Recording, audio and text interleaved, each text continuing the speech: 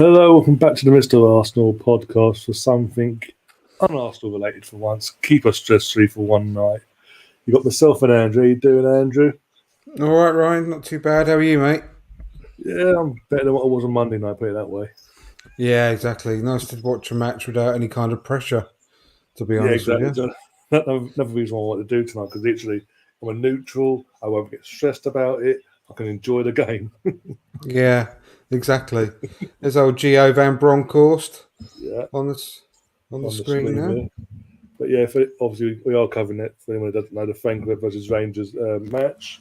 We are just under 15 minutes away from kickoff. Giovanni Van Bronckhorst, obviously ex-Rangers player, but more importantly, ex-Arsenal player, double winner from 2002. He's managing this team, took over back in October, wasn't it? Around that sort of time when Giovanni came to Villa. And in a European sense, he's absolutely smashed it this season. Yeah, I mean, this could be us this time next year. This time next year, Rodders. What time next year, I wonder? In Baku again. Exactly. Could be us in the final. If Rangers can make it in the final, obviously we can. Well, we've done it before recently as well. So, yeah, good luck to Rangers tonight.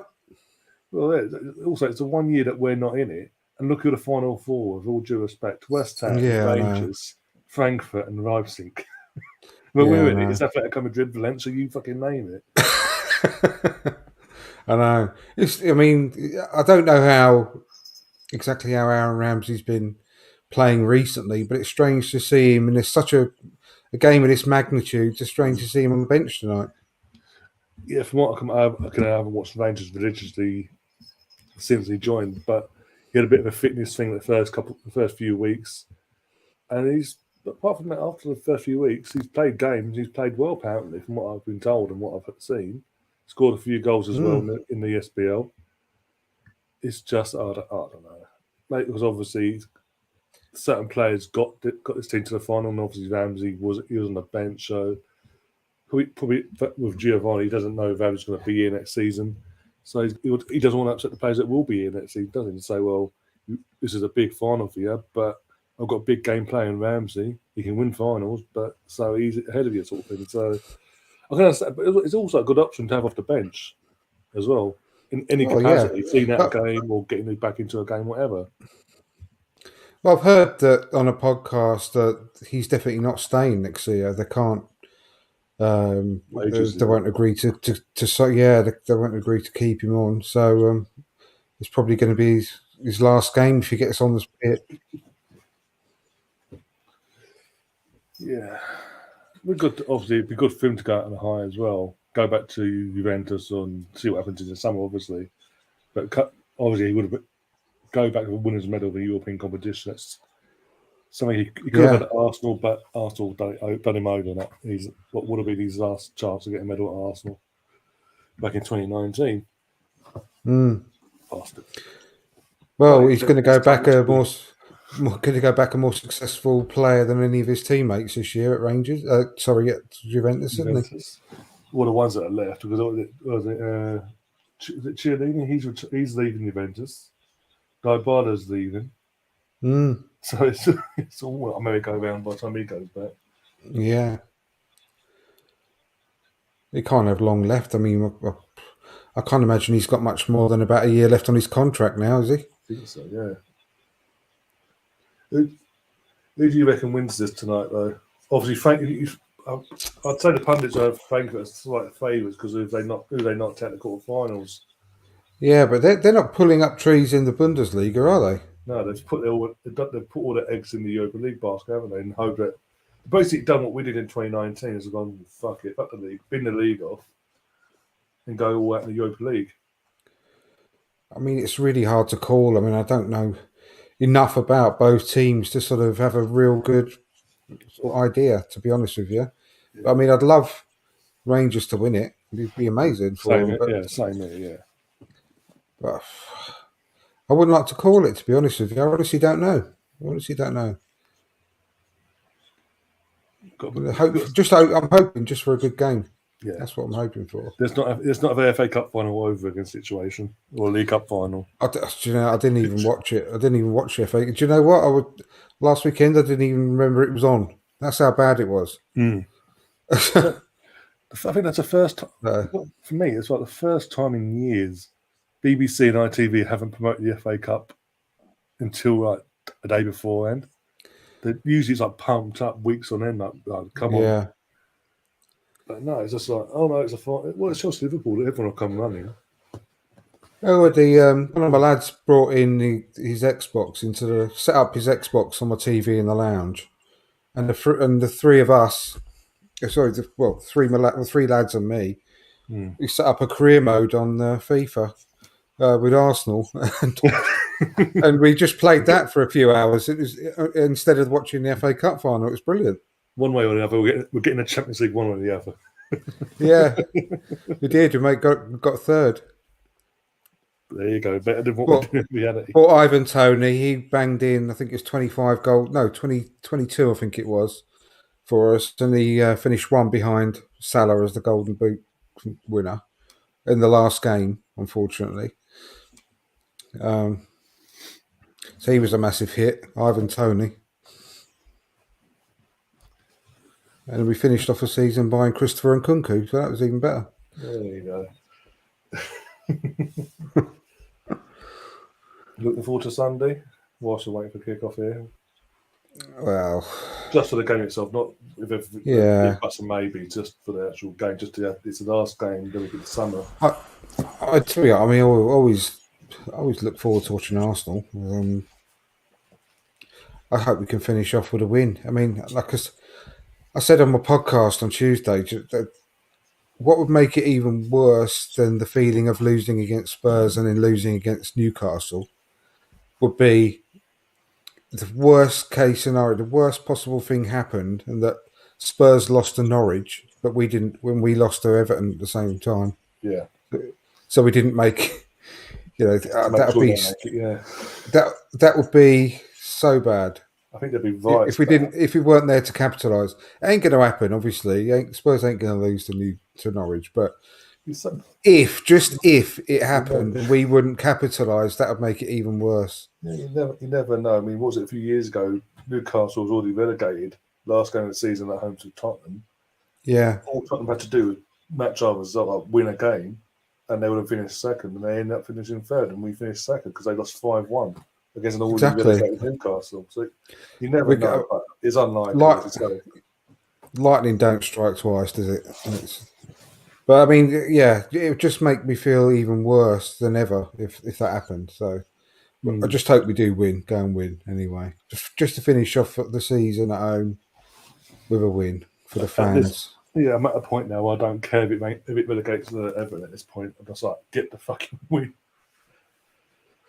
Exactly, yeah. I don't give a shit about anyone else, just Arsenal. No. But I mean, I saw a message on one of our group chats that loads of our players hadn't trained. Yeah, players that all the players that have been carrying injuries. Smith, Tommy Yasu, Ben White.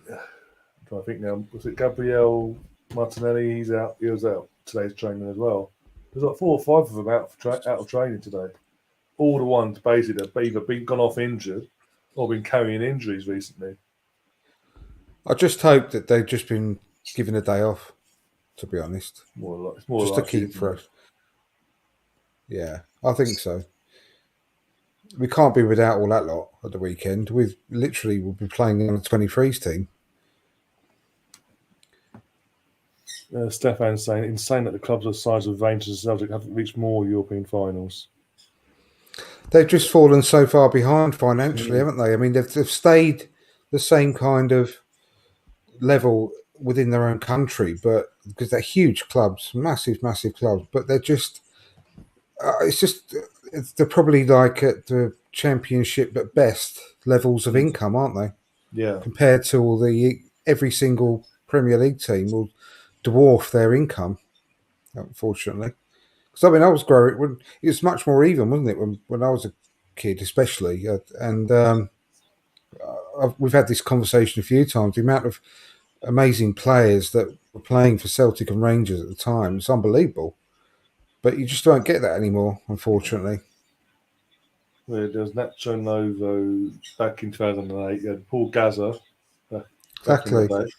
Mark Haitley and with the Laudrup. Yeah. Yeah, some quality players. Henrik Larsson for Celtic, John Hartson for Celtic, Chris Sutton, just name a Yeah. few. Petrov before he went to Villa, Cillian Yeah. Petrov. Who else is there? Obviously, Neil Mikel Lennon, Arteta. Mikel Arteta, yeah, back in the day.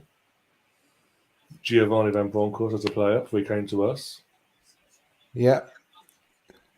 Some great players have gone through there. Some big players I'm forgetting as well that played for Rangers at the time. Because I was shocked. Exactly when I remember, I saw it at some point a few months ago, or maybe a year ago or something, about the ex-Rangers players, and some of the names that came up, I just thought I couldn't remember, and I thought, wow, yeah, that was unbelievable. That around that sort of time. Teams in the tunnel on my screen, by the way. I don't know about you. Yeah, same. Oh, it might be in sync. Ooh, okay. I know, yeah. Just watching it on the normal BT Sport app. Oh, that's what I'm watching it on as well. It's obviously it's just a normal streams. It's free today, isn't it? That's like I said to you on the WhatsApp yesterday. I'm looking forward to the Conference League final, to be honest. That's a good final as well. Marseille versus final, isn't it? So it's Roma versus Roma. final. Sorry, yeah, Roma. My bad. Sorry, yeah. Yeah, So they you've got knocked out Marseille. Yeah. So you've got Reece Nelson for final. Yeah, exactly. Yeah, Maitland-Niles if he gets on the pitch.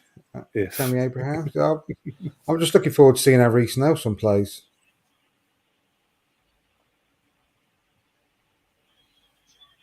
I saw today as well. I haven't read the story. Just saw the headline that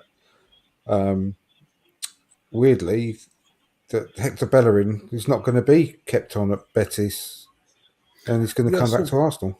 I saw a video the other day, literally their last home game of the season. And after the game, he's there, just sitting on the pitch, basically, like boots off, socks off, just barefoot on the pitch, applauding what was left of the fans, and then just sitting in the middle of the pitch, basically. Just like his body language, like he knew he wasn't going to be staying. The thing is, he's going to come back. I thought his contract ran out in the summer. I think it does, but I assumed it did as well. Because basically means that he's a free agent, basically. So he'll get a nice signing on fee. That's the case. Yeah, I'm sure it runs out in the summer, but they obviously just can't afford his wages or something. I don't know, but he helped them win the cup this year, didn't he? Yeah, a few weeks ago, wasn't it? The version of the FA Cup, the Copa del Rey. Yeah, that's quite big for Betis. Obviously, a club like that to win the cup's really a big deal, isn't it? Yeah, Greeny's in the chat as well. Big up Greeny. Good luck to your wife. Obviously, the other half's a big Rangers fan, so good luck as well with that end. He said over 100,000 Rangers fans have gone to Sevilla. Yeah, they welcomed them, didn't they? They put a message out saying even if you've not got a ticket, you'll be welcome over here and stuff. I mean, I love that ground. Obviously, they can afford to have no roof when you get weather like that over there, but it just looks brilliant, doesn't it?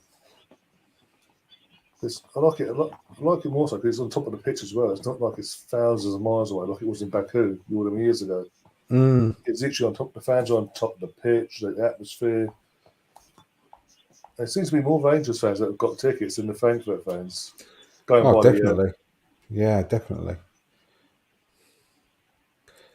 It'd be like a Rangers home game, this will, for them. Imagine Rangers win this, though. Just slightly better. Ivox will be fucking I know, it'd be mad. There'll be a party in Glasgow, or the Blue off for Glasgow anyway, for the whole summer, basically.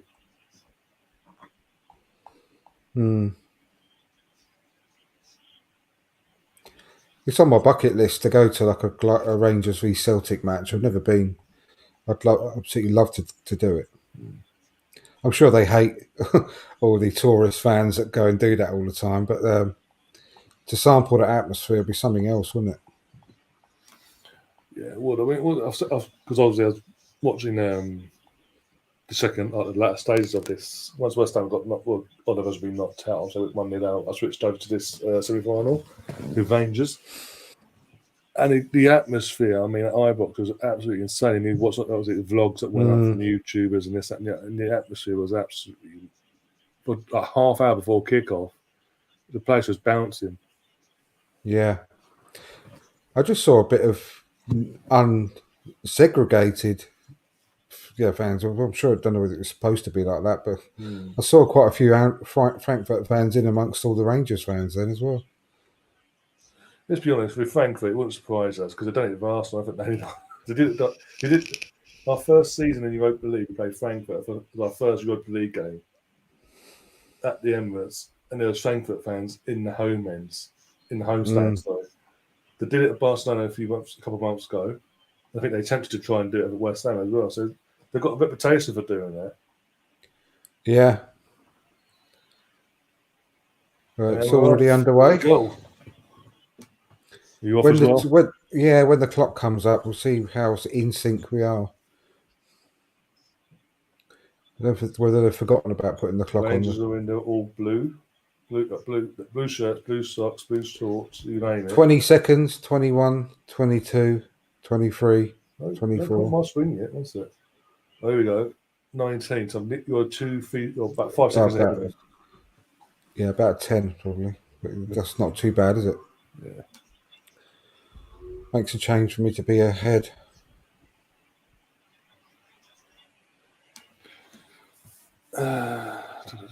Greeny said, as I said to you last week, my biggest clubs in Britain, United, Liverpool, Arsenal, Celtic, Rangers. And then it's the rest, yeah. Yeah, that's right.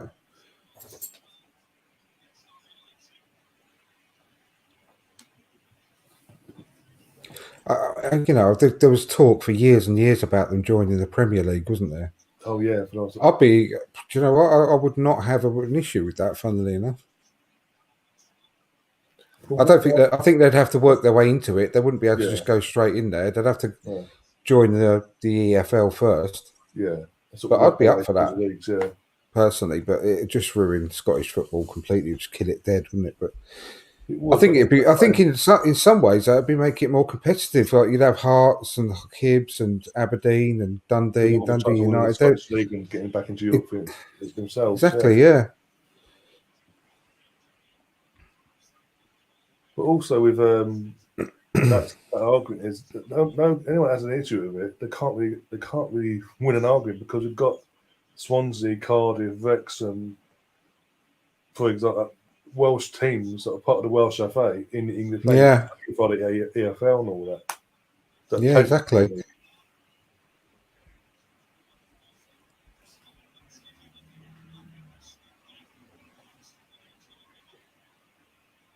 Newport's just about there as well, isn't it? But yeah, there isn't an argument. Come on, Gio. I'll be happy for him more than anything. I'll be happy for him if they do this tonight, because literally he came through partway through a season,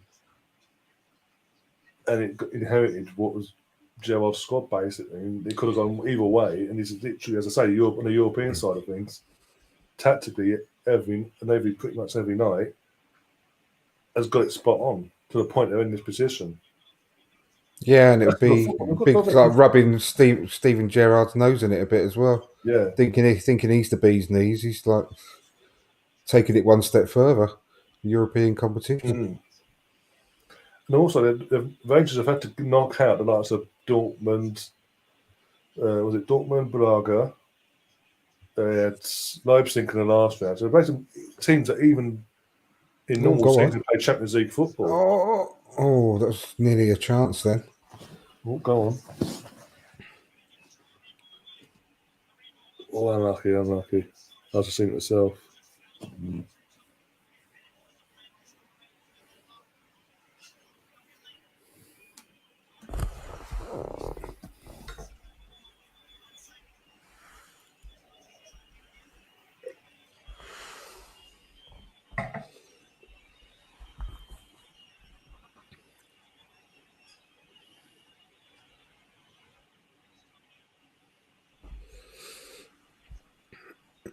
On Xavier. I heard it. Smash it. I think I saw a stat when it was, the build up to it, that he's got 7 goals in Yeah, 15 appearances. Tavernier, however you pronounce it. Good penalty Excuse me. spot, and That's not bad from right back, is it? no, not at all. You don't complain, can you? That's better than any of our forwards. Jesus, 7 in 15 from right back is some pretty. I know he takes the pens. He does take the penalties, but Yeah, it does even depend, but so, there's got a few of them do come from got to up the put them play as away. well, I think. Oh my god! Someone's got a broken nose badly. I think Oh, just blood all over the place. now, yeah. Oh my god, God, oh my god. literally blood everywhere. It wasn't intentional either from what I can make out, so you can't. No. Oh, one sec. Oh, they're replaying it. Oh, is it his nose? Oh no, I think it's the top of his head. Yeah, it's his scalp. He's got a big cut on the top of his head. I thought it was his nose because the amount of blood that was there, I thought his nose must have exploded. But it wasn't.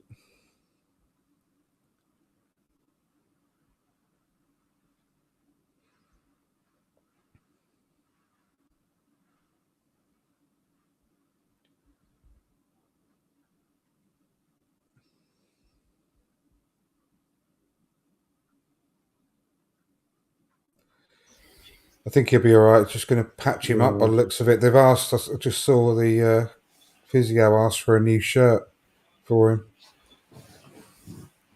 It looks like he's going to get patched up and get carried on.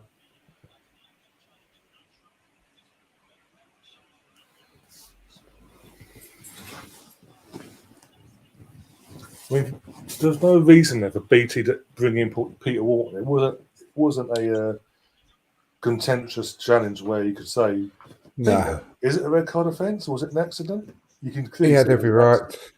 He had every right to go for it. Yeah, it's clearly an accident between the two of them. I can't believe the amount of blood he's got all over his hands, everything.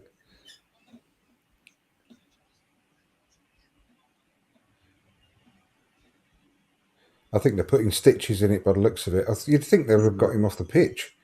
It's take forever. Mr. Bungle's it as well. It's cooking people. All right, mate. Oh dear. Well, what's cooking is basically we're not doing an Arsenal Watchalong because they're stressing us out too much recently. So we thought we'd do a nice neutral one and just relax and watch some nice. Hopefully, there's some good football tonight. Oh dear.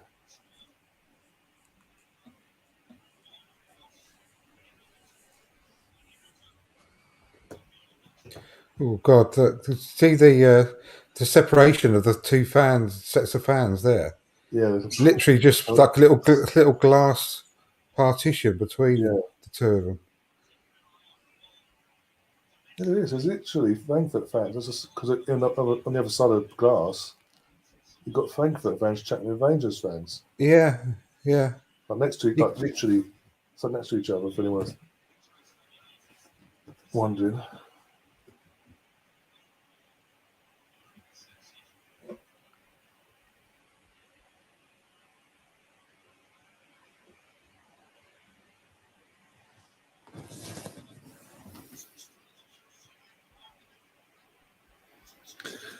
Mr. Bungle's going. I knew we would blow it, but it's the hope that kills you. Tell me about it. Yeah, I know.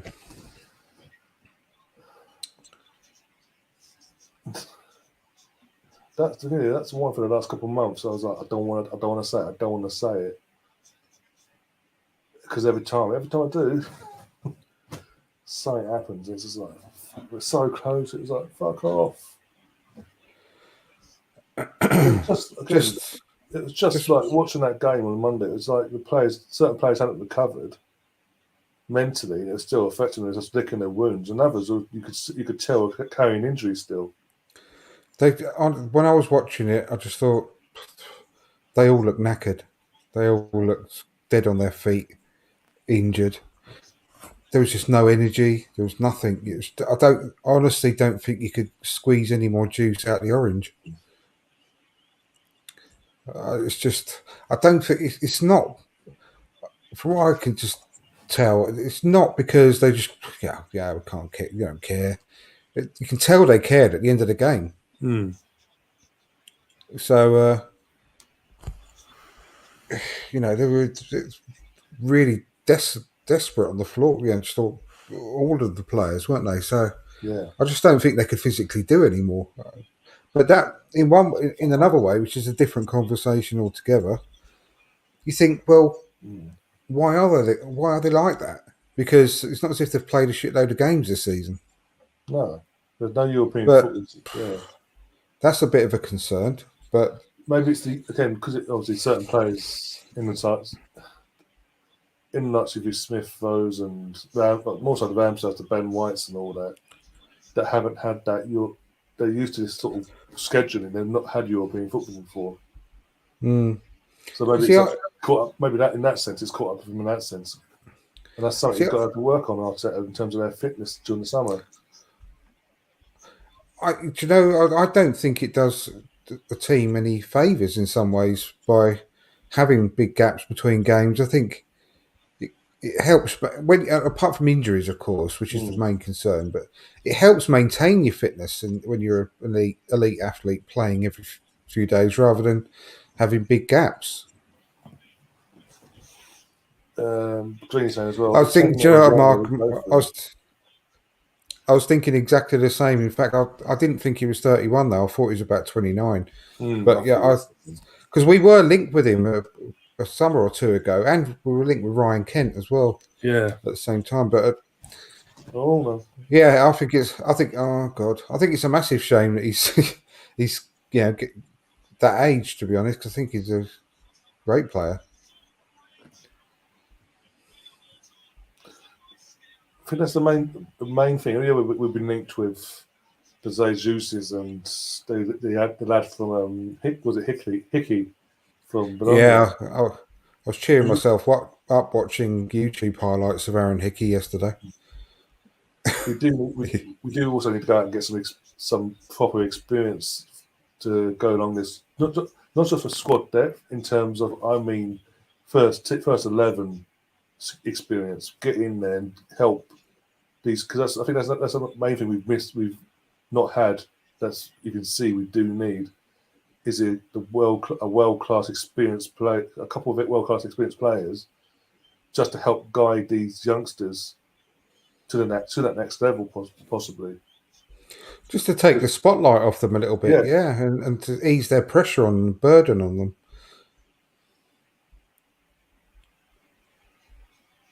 Because Saka in the last few weeks, he's looked absolutely shattered as well. He's another one that you can tell the amount of games he's played this season, going back to obviously last summer in the Euros. It's caught up with him now. Yeah, he's got an excuse because he literally had no rest at all after straight from the Euros. I think he had 2 weeks off or something like that, and then straight back into training.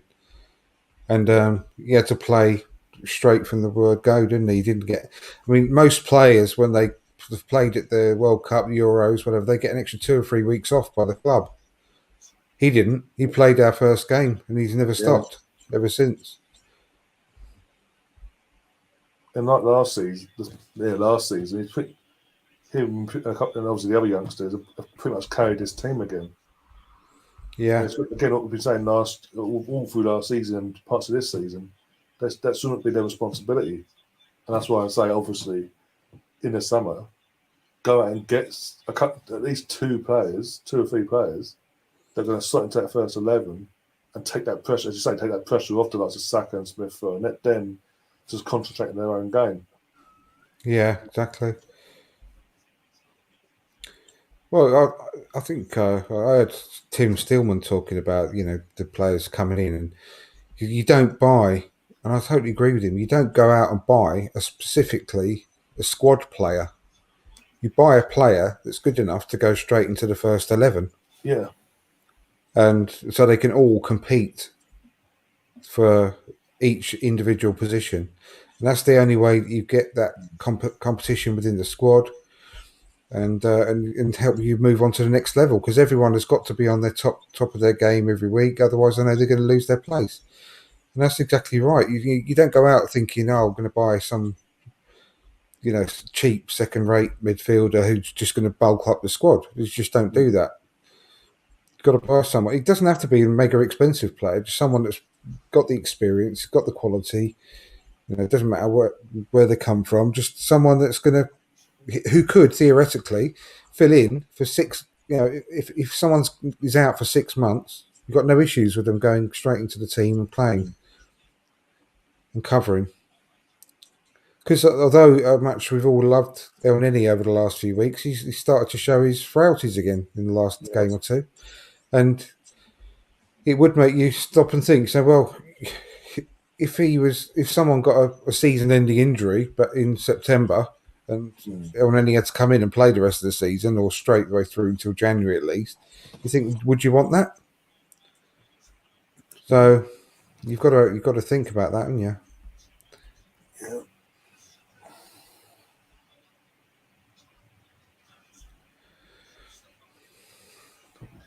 The thing is, no matter what happens come 6 o'clock on Sunday evening, no matter how the season ends for us, I'm still looking forward to this documentary. Compared to what I was a year ago when it came out, the news came out. But it'll be interesting. It's going to be interesting to see the behind the scenes stuff now. That's throughout the whole season and all that. How it's been approached, what's being said. Yeah, definitely. Who in the dressing room when the crunch moments have come along throughout the season, who's been the one half time, full time before a game and all that, being the one in the dressing room player wise, trying to galvanise the squad. Is it just Xhaka? Is it this or is it Odegaard? Is it who? Or is it group of them? Yeah, or it will be very interesting. Is it all that for Arteta to go boost the team up? And also Edu as well. I want to see what Edu actually does as well in his actual role, but on the screen, if that makes sense. Well, we probably they'll all make themselves look really, really important and really busy, won't they? And I'm not being bad down about him when I say that, but I think they're obviously when they know the cameras that are going to be there, they're going to be ultra sort of busy and professional. Anyway, yeah, the ones of us with brains will be able to tell if they're playing up to the camera or not. Like Daniel Levy when they're Tottenham one. I never watched the Tottenham one. I couldn't.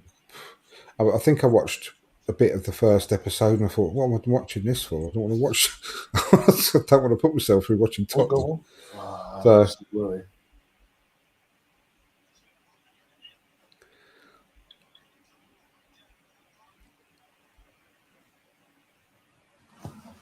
I watched the Man City one. Was it what year that was now? Was that Wenger's last season? It was, wasn't it?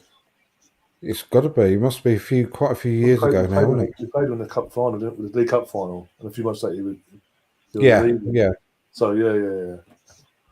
And obviously, Arteta was the one of the assistants under Pep, but it basically when Arsenal qualified for the final of the League Cup, they all shook. Even Arteta was like soft underbelly. How they got to the final over Chelsea because of the team Chelsea were back then because they're so you could tick them and they'd roll over basically. But he was tasked by Pep to basically go off and do a scouting setup and basically assess the team, the squad, to see what their strengths and weaknesses were, and where City could exploit us basically more than ever. Just a long war. Well, as we found out, long war at the top. Yeah. Well, I haven't even watched all of that. I think I will actually before our series comes out. Yeah, just to give me a flavour of what to expect when our one comes out. Put it this way, it won't be as bad as Netflix version of, was it Sunderland Till I Die? Yeah. Jesus Christ, that was a disaster. I haven't seen that either. Do you know what? yeah, I mean, it's strange because I'm so massively into my football, but I haven't really watched stuff like that. I think I I think generally, Sunderland, whenever sorry, I've got time and I sit down in the evenings, I just generally look to see what matches are on from around the world, and I'll just sit and watch a match rather than watch things like, oh, geez, that let's should have been a goal. see now. Good save from McGregor. No, the They've Sunderland got, one though, I came across that during lockdown, but like the first lockdown back in 2020. And I thought we couldn't go in. This is when we couldn't go out, couldn't do anything. So I just thought, you know what? There's a few episodes I'll blast through it one day. yeah. Bloody No, I hell. mean, I probably would enjoy all those sorts of stuff. I just never got around to watching them.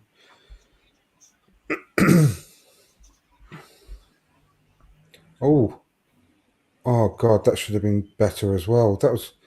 He was totally on his own from that corner then. Yeah, I was just seeing it now. Yeah, so you're Wow, literally like 2-3 seconds ahead of me.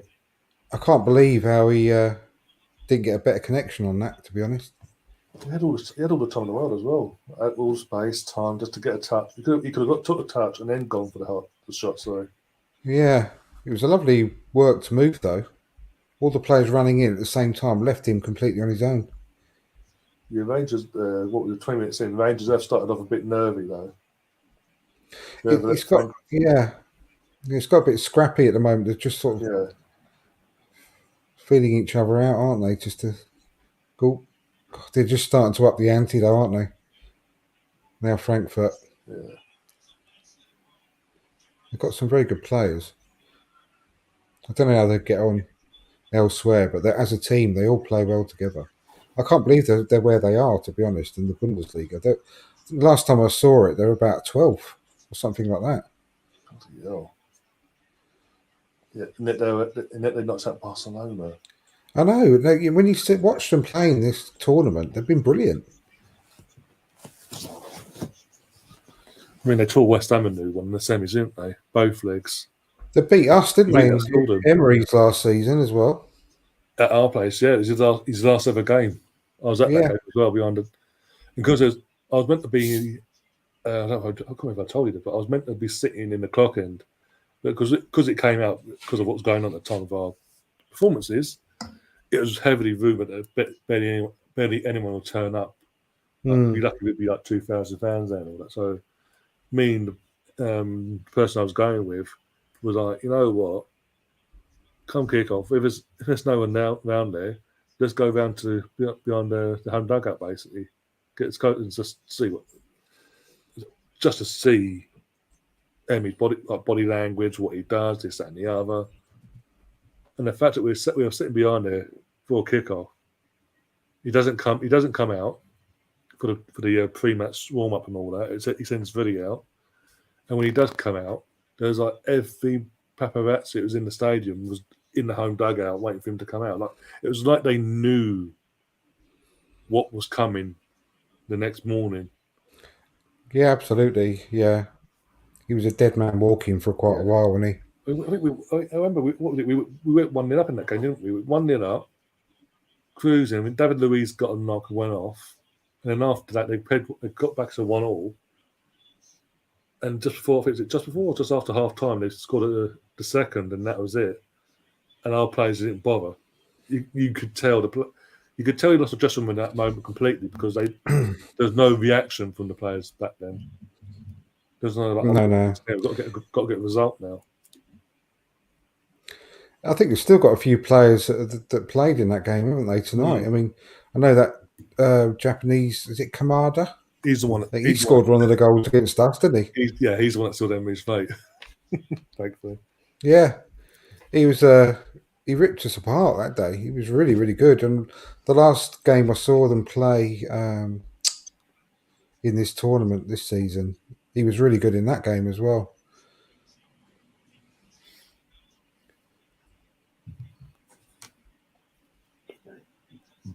Well, me.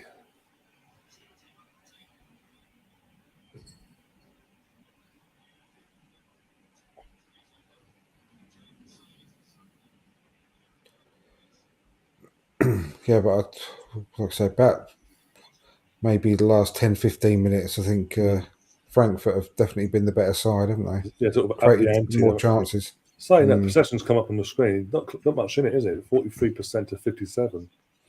No, possession-wise, no. But it's just chances. They've had. They're just making more chances when they have the ball, don't they? Yeah. But it's like both teams are sort of scared. It's like that. Who blinks first, basically? Who makes the first mistake is it could be costly. And they're both like sort of cautious, but Frankfurt, as you say, coming out in the last few minutes, a bit more expansive and just going for it a bit more. I wonder how they play like, in the league, Frankfurt, because I like the way they play and the way they attack. I've only watched these Europa League games, so I don't know. But I do like the style of football they play generally.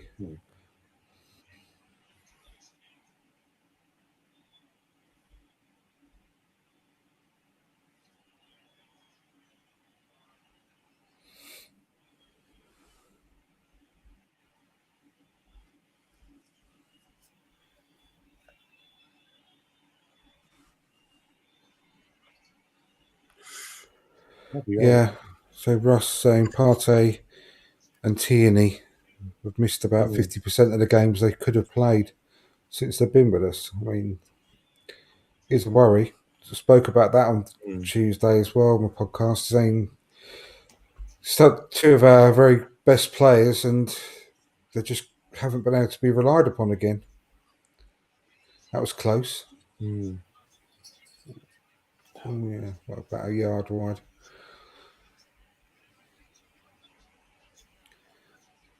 But didn't bend quick enough. They've got a cooling break this time of night. Rogers probably is still quite hot over in Seville. Yeah, I was about to say humidity wise for them, yeah.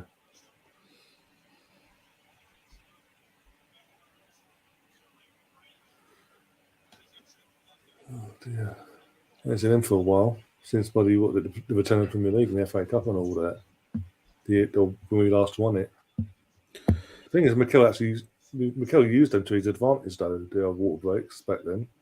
Yeah, it was good. It really was. It really worked to our favour. It's a beautiful stadium. I love that stadium. It's so good. The outside of it, the way it's lit up. I like the lights as well. The red. It's beautiful, yeah. Floor. Blimey, where do you live, BX? Where's BX gonna live? Do you know? Over in the States. Over in the States. Whereabouts in the States? I wonder. 90 degrees heat.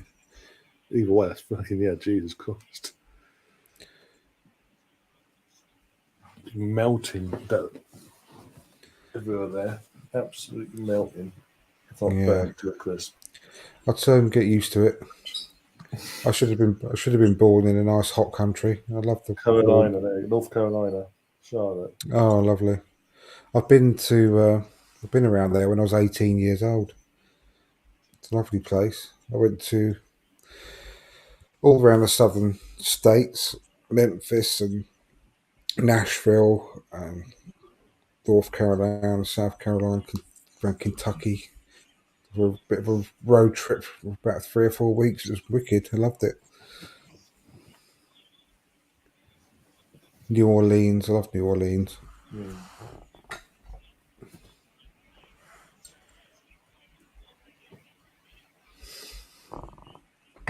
going to do it again one day.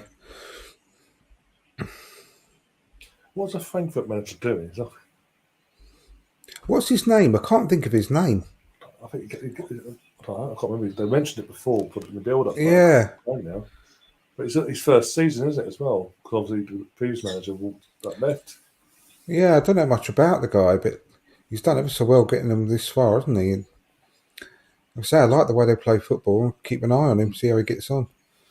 He's only quite a young guy, isn't he?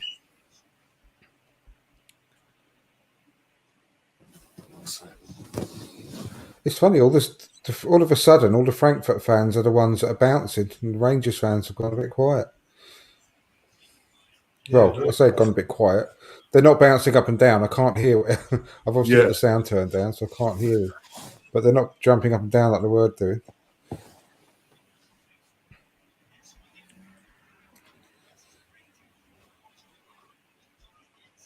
Cool.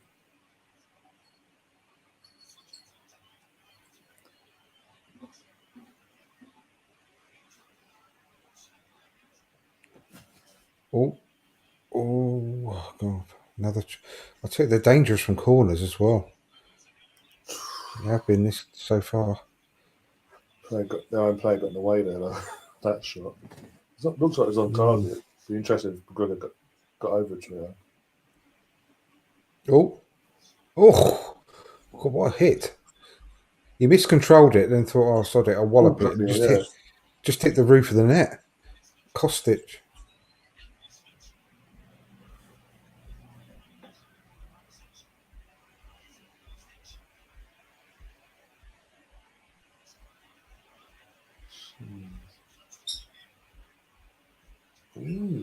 That could be nice. What's it? They're going in. Let's have a look. Ooh. Well, the one that hit their own player. Yeah, it looks like we're going to get it covered. Yeah. He looked like he was a bit slow to move out of the way of it, though, didn't he? Yeah.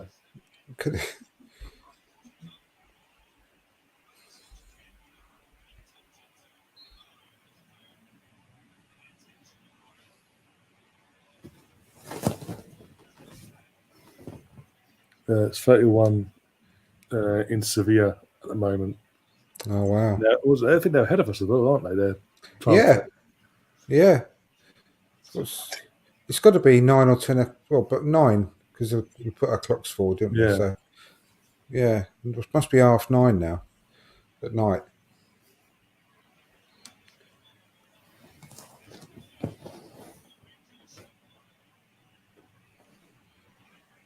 Cool.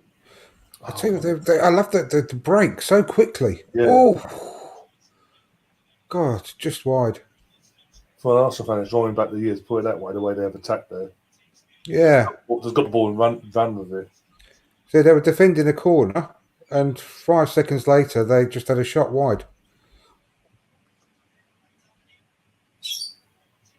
No one was catching him.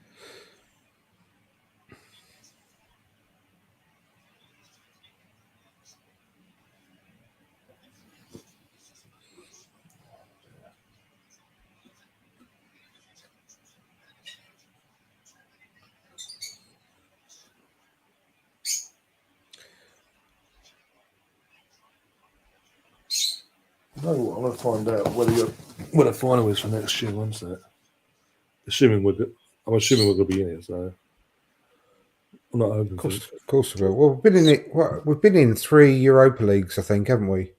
And we've been in 2 semi-finals and a final. So it's quite. Yeah. We'll definitely make a semi-final next season.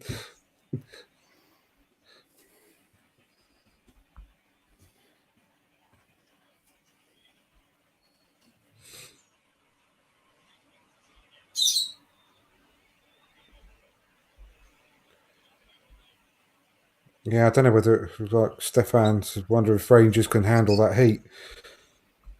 Yeah, Scotland, I don't think they've ever seen 30-degree heat. Usually, even in the height of summer, they don't get, much more than mid-20s.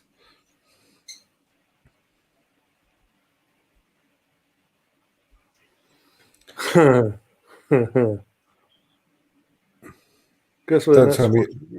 Don't tell me it's Baku. Budapest. Oh, okay. That's not bad. Arena. The everything has gone off recently in Hungary. When England went there for the qualifiers and all that for the World Cup, I'm a bit concerned. That's true. No, if it'd been Baku, I'd have cried live on air. Oh, fuck off! That would be the Knights, turn up, please. I've been begging for Knights to turn up on Sunday.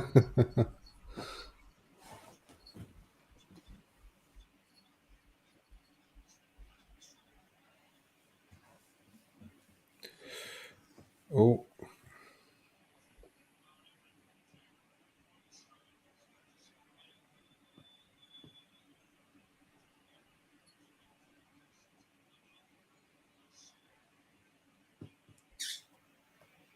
The Rangers need to sort of calm themselves. When they get to the final third, they need to sort of calm down and just relax a bit because they're overthinking it and getting a bit ag basically. Well, they're just starting to do some good pressing there. Hmm. Last couple of minutes.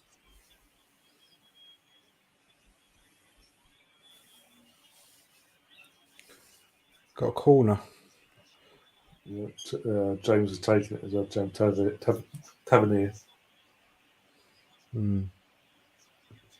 Do you watch the playoff semi-final last night? The penalty shootout with Forest and Sheffield United. No, I couldn't get the stream to work. It was really annoying. I was following it on the BBC website. I'm really glad. I'd love them to come back up, Forest. Yeah. I really would. Was it 99 was the season went down, wasn't it? They haven't been back since 23, 24 years. I know. Plus, it's another great away game for me to get to from where I live. Yeah, that's true. But no, I mean they're a great club. They're a big club as well. Historically, they're a big club. They've won the European Cup as well. We need them clubs back in the Premier League. I'd love them, and I'd love like Sheffield Wednesday to come back up into the Premier League at some point. Yeah. Well, they're a massive club with a massive stadium, and they were always in the Premier League when I was growing up, same as Forest. Oh, just tipped over the bar. Rangers had a chance. Oh, yeah, good save from Trapp. That's strong with the header there. Yeah, it's a bit too far out, really. Another corner, though.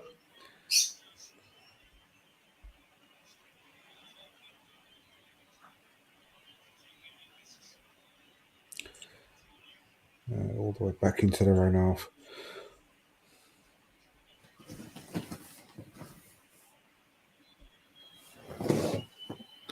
Yeah, apparently, yeah. Do you hear about this? I saw the video going around on social media. Billy Shot got attacked by a fan. Yeah, I saw it.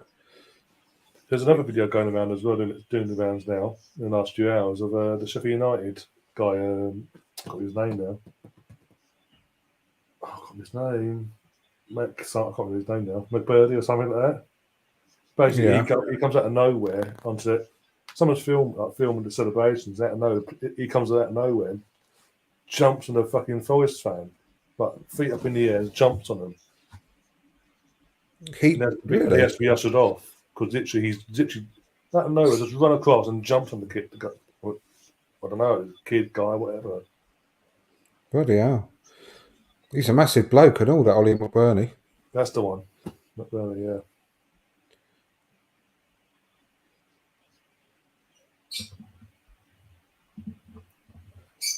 Yeah, Russ is saying that headbutt was savage. Yeah, it was actually Russ that sent me the little video. Thanks, Russ.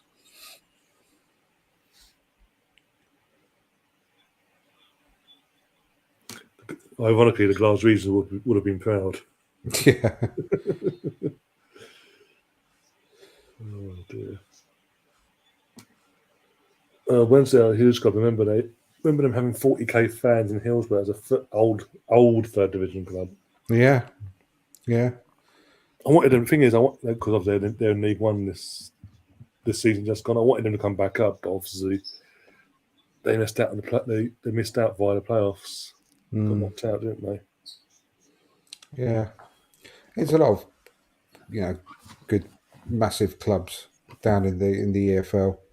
Be good to see back, and because the trouble is with the stupid parachute payments and stuff, we keep seeing the same clubs bouncing back all the time up into the Premier League, and it just leaves these massive clubs languishing, and they've got no chance of getting back up. Well, as you say, assuming Forest do win the playoff final, look how long it's took. We're saying look how long it's taken them to get back to the Premier League. They've had to go through relegation to the Championship, to League One, a few years there, come back to be at this point. Whereas you've got the likes of United Cities that are constantly using this parachute payment method to be a yo-yo club. West Brom done it a few years back. They were known for it. I mean, their sponsorship was T-Mobile, where they took the piss out of being known for it, like Billy Bong and all that crap. Yeah, no, As I say, I like to see new teams come up the whole, and again, growing up, it was nice to see new teams. It wasn't a guarantee if you went down, you're coming straight back up. well, look at Leeds. I'm 16 almost years. certain. I'm almost certain they're going to go back down again, though, as well. And how long is it going to take them to get back up again? Trouble is, they will have not trouble, because I mean, Leeds are again a size of a sort of club that Well, they're going to have to parachute payments as well, aren't they? Yeah, they will have a helping hand. That's what I was going to say, Yeah. to get straight back up or up again very soon. That's the reason why Bournemouth will come back up after a couple of years out. It's because they had to put that system in place. Exactly. When you look at Bournemouth, I mean, fair play to them; they got up in the first place, but they're a really small club compared to a load of other clubs in the EFL. I mean, obviously, what was their? I think it's 12,000, the maximum attendance capacity at their stadium. I mean, and you look at clubs like Sunderland and Forest and Sheffield Wednesday and Ipswich and clubs like that. Coventry City. Yeah. They dwarf the size of the clubs like Bournemouth. You never would have thought clubs like Sunderland would just go straight down to League One, would you, when they got relegated from the Premier League so recently? No. Portsmouth, another one. Won the FA Cup not long ago. Yeah, 2008 they won that, wasn't it? Or 2009? 2008, I think it was. Carnu with the goal. Yeah.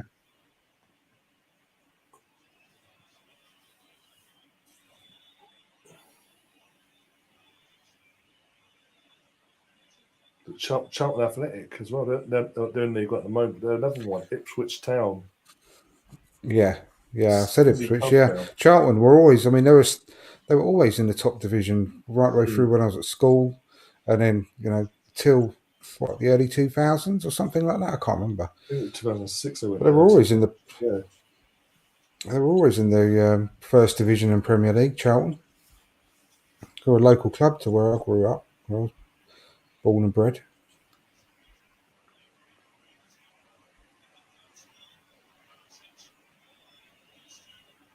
Ooh.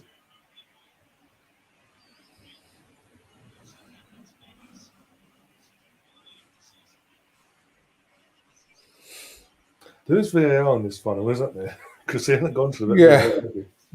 Yeah, that would never happen.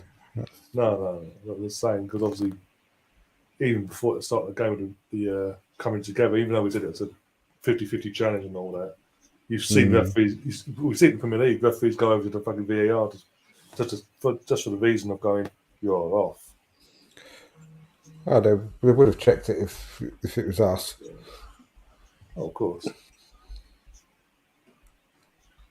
I can't. Another reason why I can't wait for this league to finish is so the likes of fucking Mike. Well, I say this, the likes of Mike Dean and the other two that have been forced to retire can piss off. But then Mike Dean's going to be in charge of VAR apparently, so I'm fucked. Yeah. I'm just like, for God's sake, go. The annoying thing is, I've been saying it for how many years now since we're doing all this. That in terms of the standard of refereeing, it ain't going to get any better. Why that prick Mike Riley's in charge of it all? No. He's the most corrupt bastard that is there. I know. Well, we had this conversation before about how to get over it, didn't we? And the only way to do it is to have some kind of new, I can't even think of a way of putting it really, but some kind of referee university type of thing to keep producing top quality refs. Because I mean, the thing was as well, if you think about it, before VAR came in, there was a certain amount of refs that were qualified enough to do the job. Well, qualified with inverted commas. But then all of a sudden, they needed 4 or 5 times the amount of people overnight because VAR was introduced. Yeah. Where did they all come from? Yeah. it makes you think, doesn't it?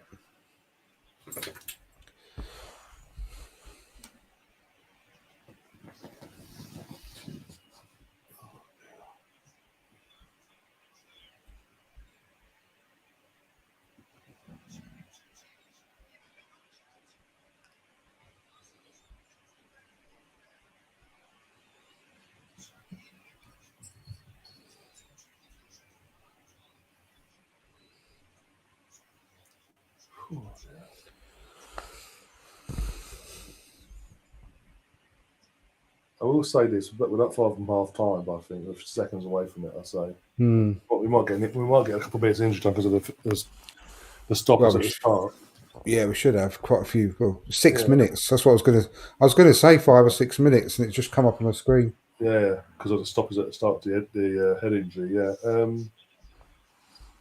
it's been a far better final than what I saw on Saturday with Liverpool and Chelsea. Actually, Yeah, I'm glad How I can didn't it sit be? and watch that.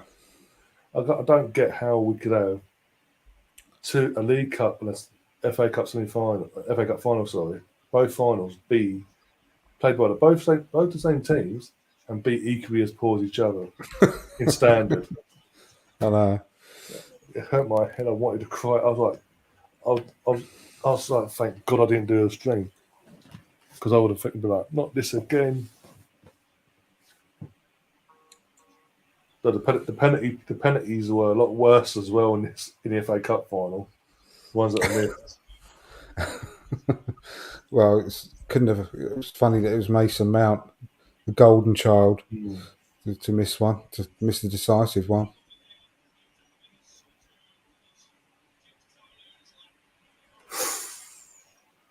Good chance there. But Ryan Kent, number 8.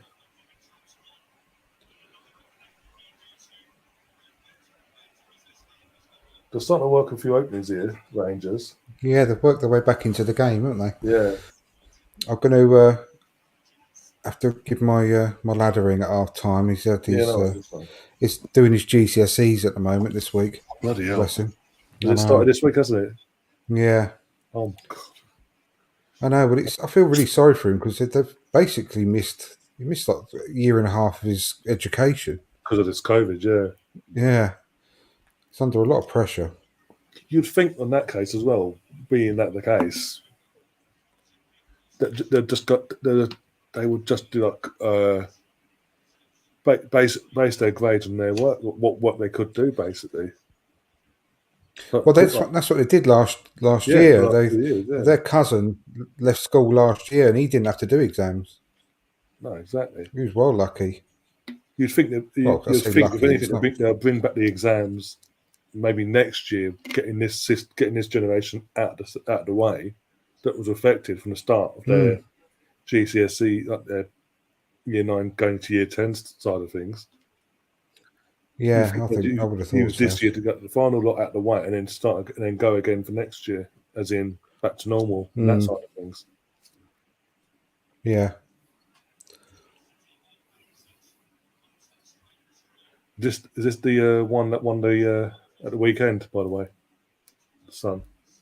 No, his older brother, my eldest.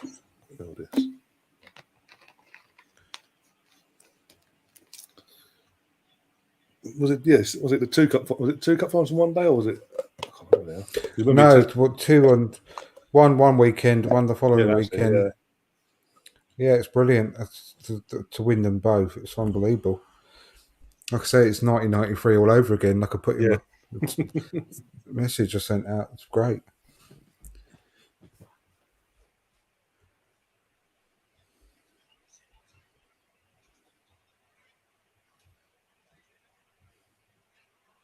Even Stefan's saying it's still 0-0, anyone's match still. I think Rangers have done well. They have done well because they were under a lot of pressure quite a large amount of time. And I think was it Mark saying in the chat, Rangers are pretty similar to where we are at the moment. They've got their strikers out injured this rest of the season, so they're doing this with no striker, recognised striker anyway. He looks a bit of a handful, the Aribo, who they've got up there.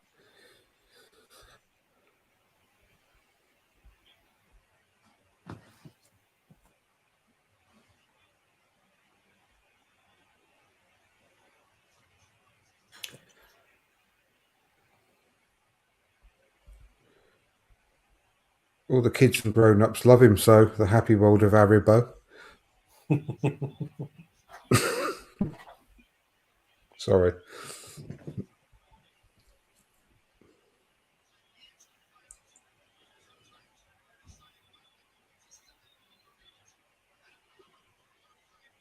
Come on, hold that to half time, God's sake. Come on, Oh, Ian. oh, who's lucky? I'll tell you what, the Frankfurt players have on the last 2-3 minutes, they've had two really strong challenges where the player's been brought down, but to their credit, they got them straight back up, both Yeah. of them. One on the edge of the box and the other one just at the top end of the box there as well. Fair play. You could have rolled around and made a right meal of that.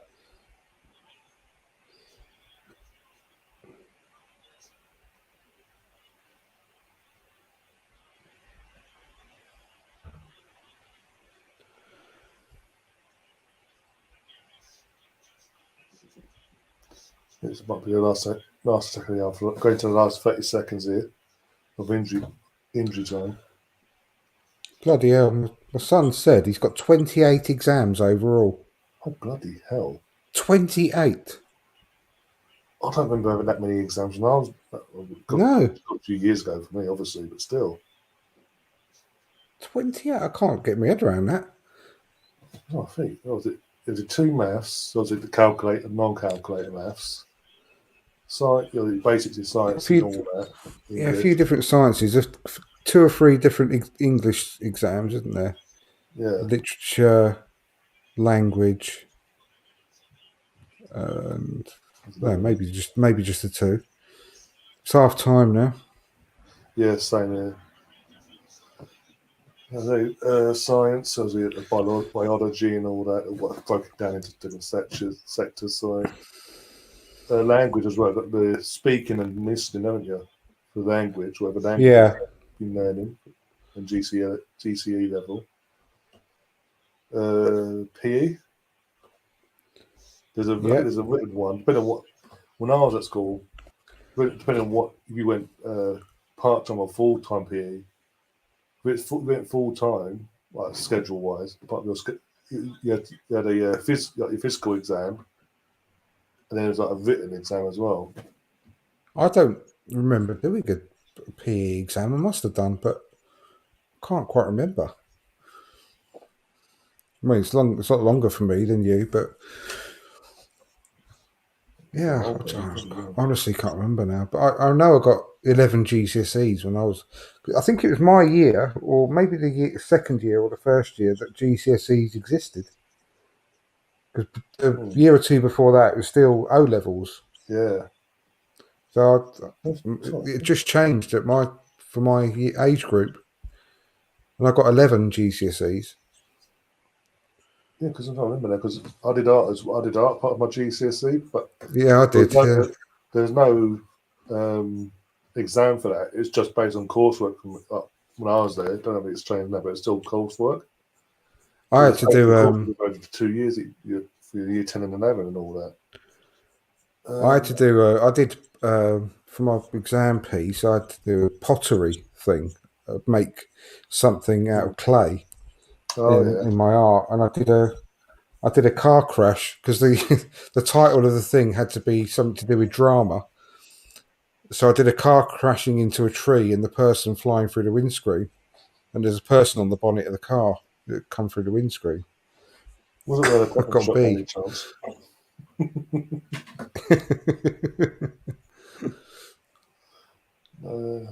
Anyway, I'm going to just shoot off just for a minute. I'm going to give him a quick ring. You know, I'll put you on mute. One sec.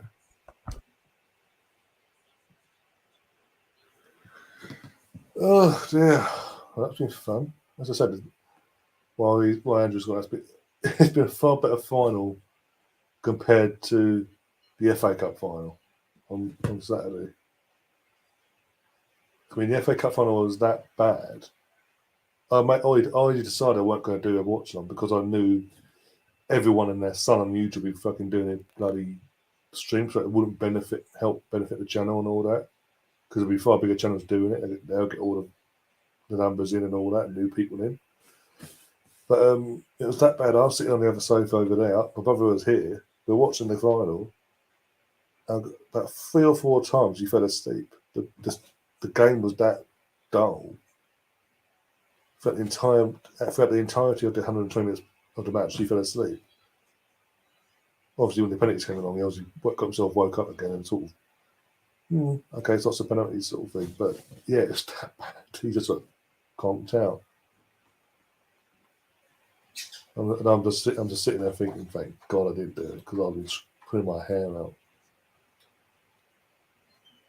Yeah, was it last night? Liverpool played Southampton, and they were so lucky. Liverpool.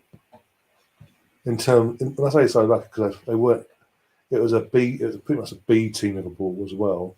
It wasn't exactly the full first team, and they just got over the line basically. Going through the motions of the game and all that. They were so fucking lucky. You got fucking Klopp coming out before the game.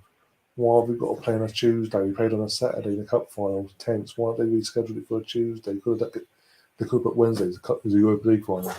Well, that's UEFA for you. It's like, you fucking Mongol. You're fucking where you are for a reason.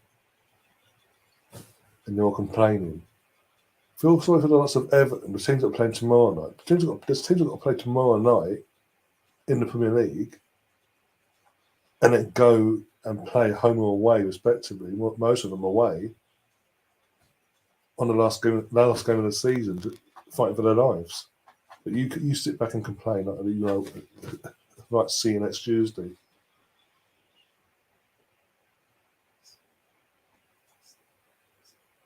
But the alternative was it was either play Tuesday or play tomorrow on Thursday. Yeah, if we put him on a Thursday, he'll complain. Well, and then obviously because they've got Wolves on the weekend, so if they played tomorrow night instead, and then played Sunday and lost. Well, we only had a few days to prepare for this. Let's bang out of order. I can't stand it. For all the good he's done at Liverpool, he complains way too much. Does my fucking head in.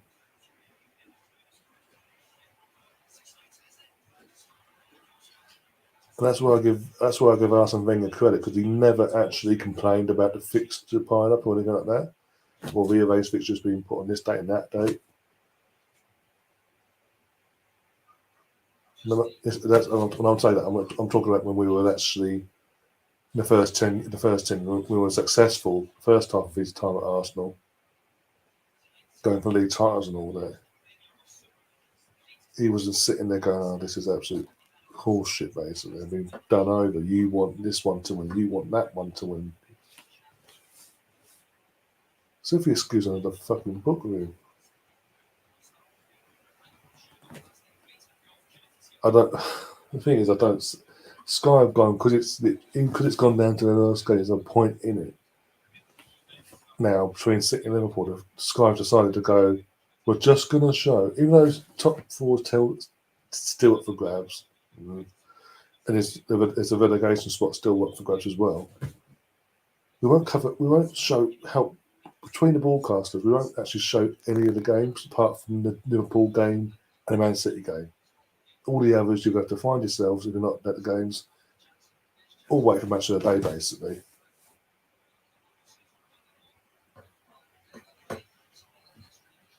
Oh dear.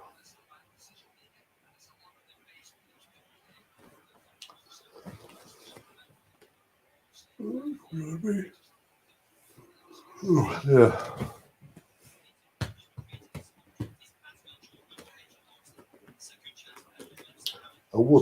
I've got to admit, I don't know about you guys in the chat. Let me know in the chat. I would piss myself laughing. We know Man City. Man City will not lose to Villa, on Sunday. So I know the league's going to City. Yeah, I'll piss myself laughing if the following Saturday in the Champions League final, Madrid win that in Paris. And Liverpool, after all the freaking their fans give it the big eye and be absolute pricks all season. quadruple this, quadruple that. If they only end up with a domestic double, a cup double, sorry.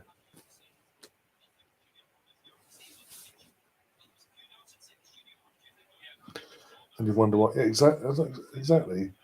I mean, what was it, the last 2 seasons? Oh, Jesus, that's so long. The last 2 seasons, sorry, on the last day of the season, it's just been more, all the ball guys, BB's, saying it, BT and Sky, respectively, if there's something more than one, there's more than one thing to fight for, i.e. a title race, or the title race was done up last year, but the European spots were up for grabs. All the European spots, nothing was cemented last game of the season, so they covered all them games. And because it was Aguero's last game, potentially for Man City as well, they covered that game. So that was Sky covered. Sky covered literally, in terms of the live tick, like Sky Sports, main events, football, Premier League, and something like that. There was 4 sports channels. They covered 4 games. That was the European side of things. I think and then they had a red button in the Man City game. So everyone got a choice of what they wanted to watch because it was all up for grabs. And obviously the return of the Premier League, relegation was still up for debate basically. Title race was going. Liverpool won it by then, weren't they? Well, I think now the relegation was still up for grabs. There's still the Champions League spots. That was it. Champions League, the final Champions League spot, and Europa League that hadn't been cemented again, and they covered them. But now, so first season where fans are back in. Well, guess what, guys? Back to normal. You got Man City fans complaining. Oh, why you got that picture of a Premier League title with the Red Ribbons? You really want Liverpool? No fucking shit. They want Liverpool because they got fucking half their pundits are Liverpool fucking ex-players, for fuck's sake. It just does my bloody head in. They all get surprised. But Liverpool won't win the title on Sunday. Even Steven Gerrard can't pull off that miracle at the Etihad. So, put it this way. There's more chance of Norwich City getting a result on Sunday against Tottenham than there is Steven Gerrard and Aston Villa getting a result at the Etihad. There's more chance of the Norwich getting a result, for fuck's sake, than Villa. And that's saying something. And Norwich ain't getting a result, in my opinion. Ryan Chance. Not with them.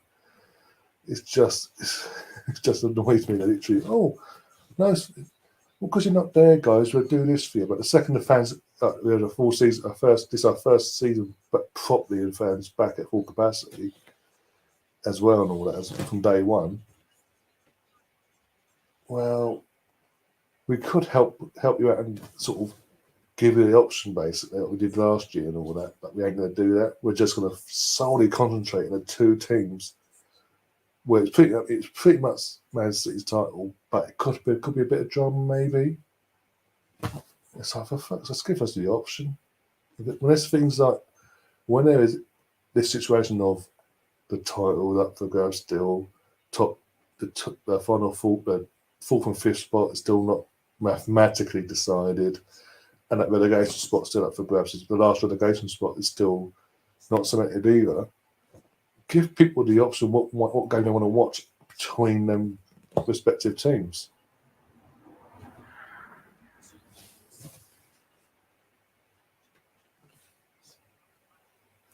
I think Sky BT thinks the league result of Liverpool and City. Oh, don't even get started. As I said before, literally, Sky's the majority of Sky's punditry are ex-Liverpool players. What was it last night? Co-commentator Jamie Carragher. Yeah, that's neutral. That's not biased, is it? Fucking hell. So was it Jamie Carragher, Van Knapp, Souness, every now and then they bring in the ups of Robbie Fowler and all that sort of thing, and them sort of ex-players, Liverpool players as well. You've got Gary Neville, Roy Keane, Micah Richards as like the main core, and every now and then the odd guest appearance from ex-player here, ex-player there, but as a guest appearance.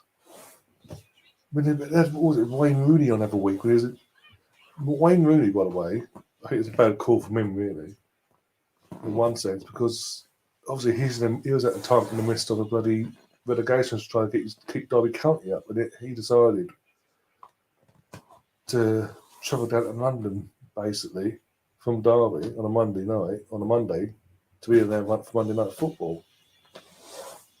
It was just like, it wasn't even a main, like, I can't remember what game it was either. Yeah. You alright? Everything all good? Yeah, all good. It's 20 exams, not 28. He mistyped it. But 20 is enough, though, isn't it? Even still, 20 still a lot, though. Yeah. Go back to what I was saying before you went. The two maths, I think it was 2 English, so that's 4. Your sciences, that's 5, 6, that's 7. There's 6 for science. There's 4 for English and 4 for maths. Oh, bloody hell! Oh, God. 6 science, 4 English, 4 maths. That's ridiculous, isn't it? Absolutely ridiculous. Where's the 4 English and 4 math come from? It's 2, and that should be it. 2 is more than enough. I know. Jesus Christ, poor fucking guy.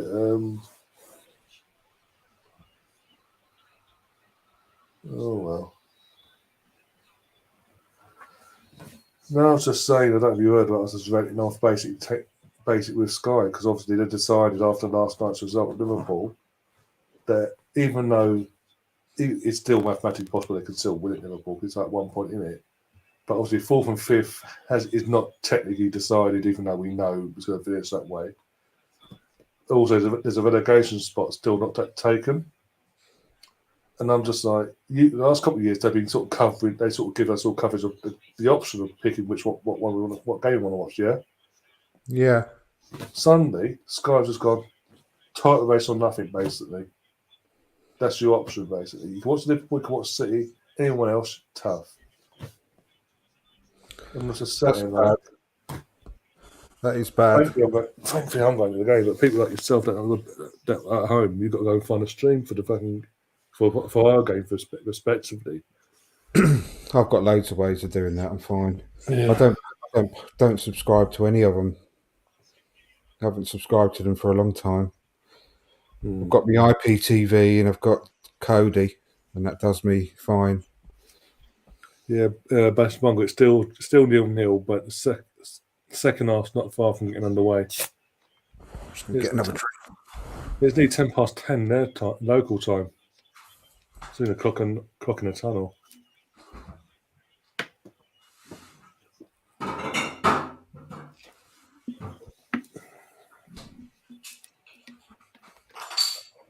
Be 45 minutes ahead for both teams. Hopefully, as I say, from a British perspective, we want Rangers to get the result tonight, but we'll see.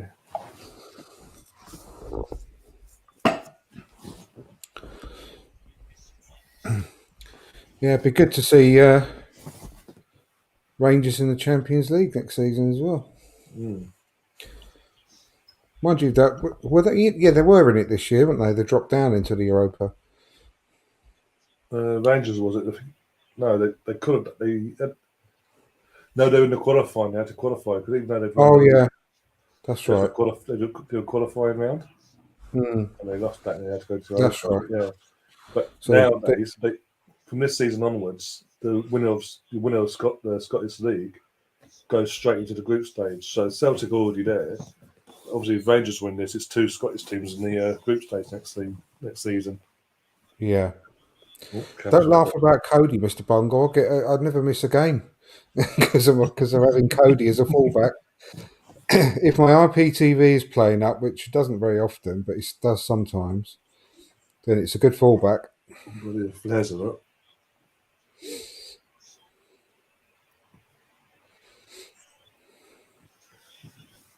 That's going to be interesting in the next few minutes for McGregor and the Scottish defence.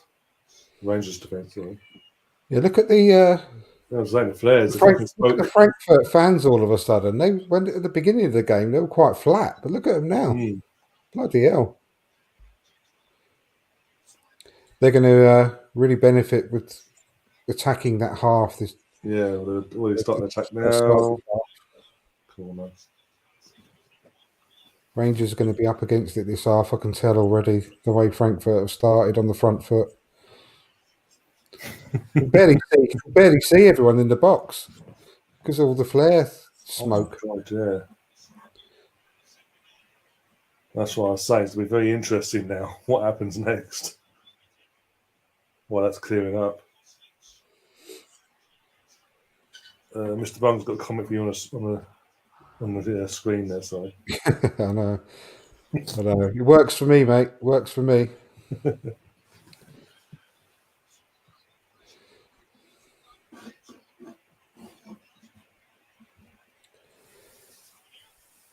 Oh.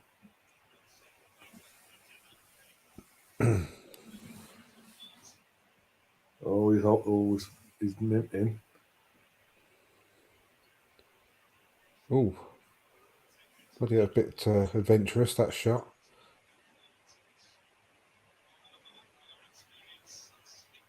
Power driver.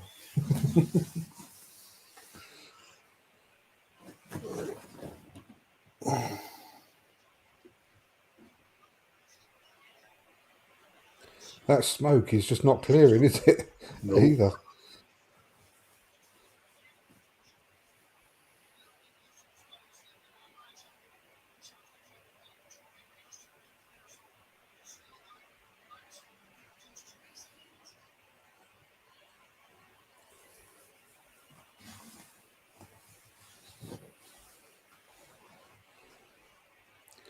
Yeah, it looks like Rangers are going to be pinned back a lot this half, the way things are going. Counter-attack him, yeah. Oh, God, that could have gone in anywhere. Took a deflection. Just bounced the other side of the post. Cool, yeah, just, oh my God, I see it. McGregor was rooted to the Oh, spot. God. The whole side of that goal was just gaping and the goalkeeper didn't even move. That could have gone in. Yeah, McGregor was rooted, wasn't he? Yeah. Yeah. I mean, this team is so much on the front foot, this Frankfurt team. All the time. They play so well. I can't believe that. I said it earlier. I can't believe they're doing so bad in the league. They're such a good team to watch. It is bad, yeah. So.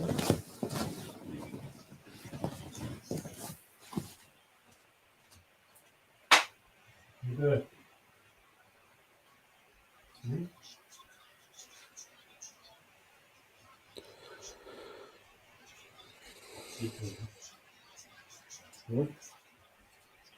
What was you doing? What are you doing in the dark?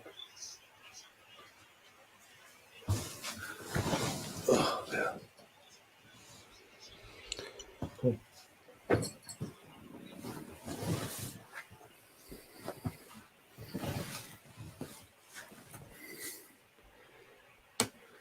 No, I mean, this is going back a few years. Yesterday, I watched the Arsenal Man United 98 Community Shield. Jim himself up. The Arsenal intensity was incredible. The speed and the crunching tackles in that 3-0 win was fantastic to watch. Yeah, definitely. I remember that game. Where'd you watch that, I wonder? We got the old VHS box out the loft. Get the fucking Hoover hose and fucking suck all the dust out.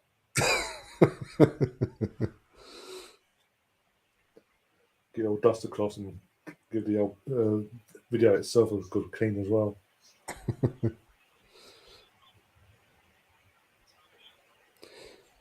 Remember the VHS head cleaners you had to put in? Yeah.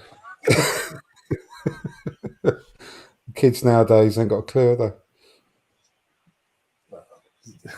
Either download it or they've got the DVD. Like, just put it in a fucking disc drive and go, off you go, sort of thing. Yeah. Most of us download it nowadays, don't they? It's like, oh, there you go. You don't have to worry about fucking getting scratch marks or fucking having to clean stuff. Yeah, Stefan said it was in black and white.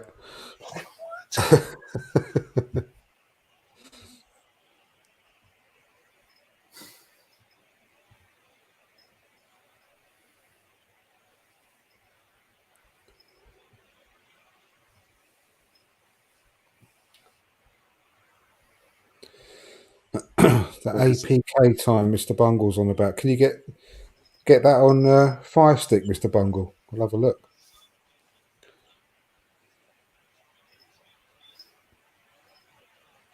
Yeah, I had Glenn on the other day as well after the debacle of Tottenham, and he was asking me about the Wenger documentary. He couldn't find it on Amazon on his end. Yeah, that's a bit weird, isn't it? I listened to you. I listened to the show. Listen to it on Spotify, Yeah. mate. Yeah. I was like, I'm sure Amazon sort of the whole pretty much things like that, especially as an Amazon Oh, they're through. deal. They're through. Oh, he just took a bad touch at the final minute. Oh, he just threw himself on the floor. He should get a booking for that. That's diving. Oh, he dived for a penalty then. Yeah, that was a bad dive. Oh, behave yourself. Why is that not a booking? Why don't refs book people more for doing that? Because if you get booked and start sending people off for repeated offending for diving, then it will just stop. It annoys me, that does. It's just so blatant. I mean, he did get a touch initially, but not enough to throw him on the floor. He threw himself on the floor after the touch. I bet it's going to be looked at, though. All right. VAR looking at it by the looks of it. Oh, God. That was so saying that. Look at them lot this week. Check over. Why has he not been booked then? If the check's over, yeah, he should be booked for diving.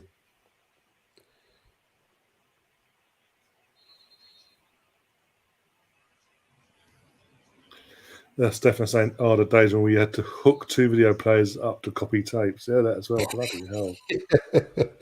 Oh, bloody hell, yeah. Those were the days. Well, but buying blank cassette tapes and bloody going on radio stations just to record songs and fucking. Oh, I did that. I've still got some of my old mixtapes I made when I was a kid, just for sentimental value. Obviously, you can't listen to them ever again, but I used to listen to the top 40 and record songs off it all the time.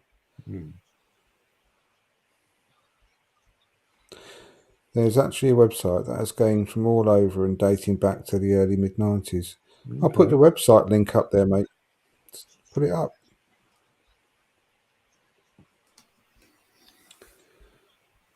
Yeah, was it Danny from Burkham Wonderland? He's got like literal files of old matches. Oh God! Ryan Kent had a massive chance there. Completely sliced it. Yeah, just. Oh yeah, to see it now. Yeah, all comes to him. Doesn't take the touch. Just goes it first time. Great play by Tavernier again. Or Tavernier. I keep saying it wrong. He should have done better with that chance.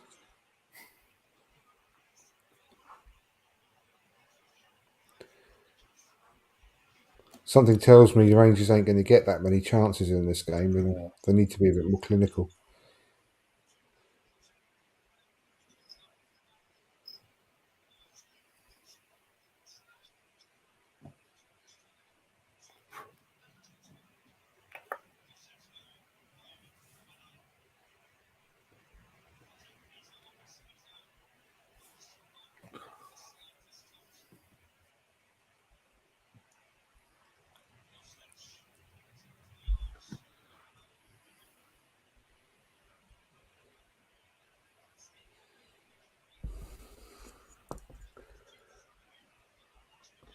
He can't have long left in him, can he? Old McGregor. He's got 40 years old now.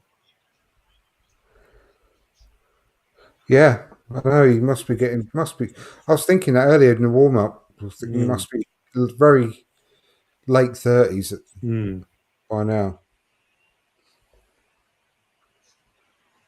I still remember the Santi Cazorla free kick that scored against me in the FA Cup in 2014. No goalkeeper saving that day. So I'm just reading what Mr. Bungles put. Yeah, I can't put it up on the screen because I'll get in trouble. I know, yeah. Yeah, if you follow me on Twitter, we must follow each other on Twitter, Mr. Bungle, I'm sure. Do we? He If send me, follows me. send it to me on Twitter, DM, that'd be great. I'll download it.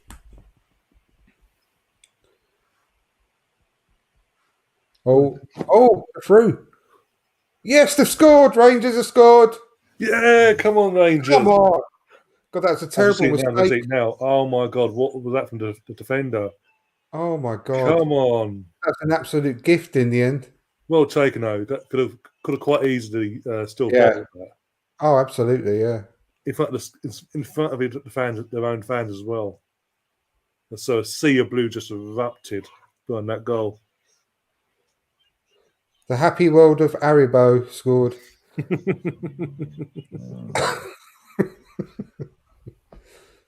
They should sing that. Kids and grown-ups love him so. The happy world of Aribo. Let's have a look at the replay. Oh my God! What the hell was that defender doing? He just fell over for no reason. She's messing about on the ball, basically. Well, it's like there's something invisible on the floor. He tripped over his own foot. He literally tripped over his own foot. I've just seen it. You see it from behind now. Yeah, see it now. Literally, just slips now on his own feet. No foul, no nothing. And then embarrassing. Haribo just gone. Okay, thank you. That is a dreadful. Oh my God, he's never going to live that down. That player. No. That's going to live with him forever. Especially if Rangers going to win this now. That's going to be a meme for the rest of his life. Come on, Rangers. Come on. Stefan's not happy. The Celtic side of Stefan's come raising to the surface. Got to take your chances when you get exactly. That's what we said tonight. And exactly. Andrew just said a few minutes ago. They won't get any chances. Just got to take them. Exactly. I mean, it was a bit of a nervy finish, but he held his nerve at the end of the day. I'm thinking about whether the goalkeeper could have actually done a bit better with it, but Mr. Bungle's come off. That player's just been taken off, I think, the one that fell over. Whoops. Yeah. Oh, bloody hell, he's actually gone off. That must have. Surely that's not because of that trip. No, it's got to be the. That's got to be the worst moment of that kid's life. Oh my God.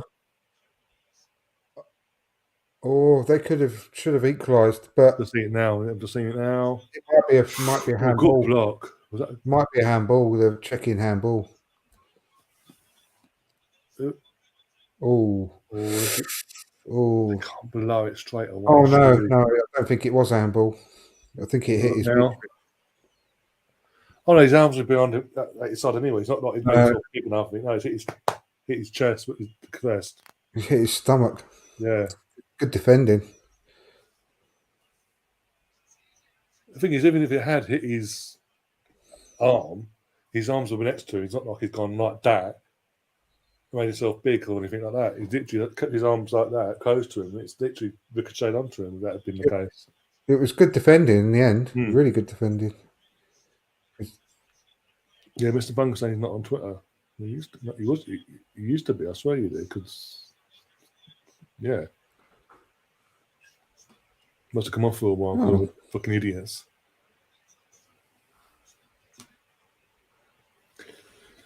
Well, find another way. This stuff is good. Then you look at our shit ones. Yeah, it makes our referees look fucking. Well, anything makes our refs look shit because they are shit.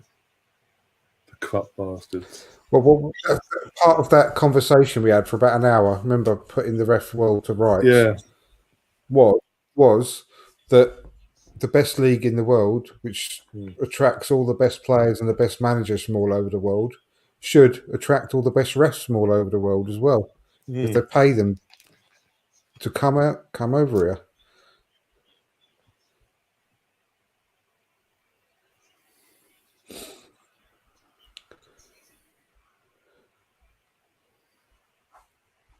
Okay. Come on, Rangers. Half hour away from history. Because if Rangers were to go on to achieve this result and all that, but there's not only their second title, European title in their history, but their first in 50 years. Yeah. That's how huge this game is for the club and all that. And as I think we were saying at the start of the stream, and people have said at the build up to the game on BT, when you look at the wage structure and the budget of Rangers are working with nowadays compared to the likes of Frankfurt and other clubs in this competition, they had no right to get to this final, let alone be in this position as we speak.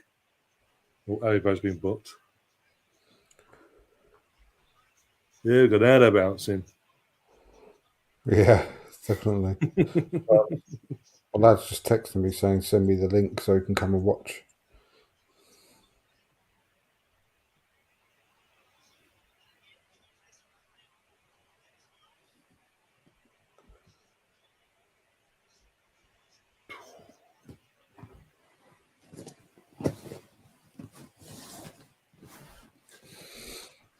This thing is this will kill the hardcore Celtic fans, because even though they've won the SPL back from Rangers this season, if Rangers don't do this tonight, I keep saying if, the Rangers have had a better season in my opinion, because they've gone one further and won a European Cup. Well, the league titles between Rangers and Celtic are like 10 a penny, aren't they? Yeah. But European Cups, European trophies aren't. They're massive.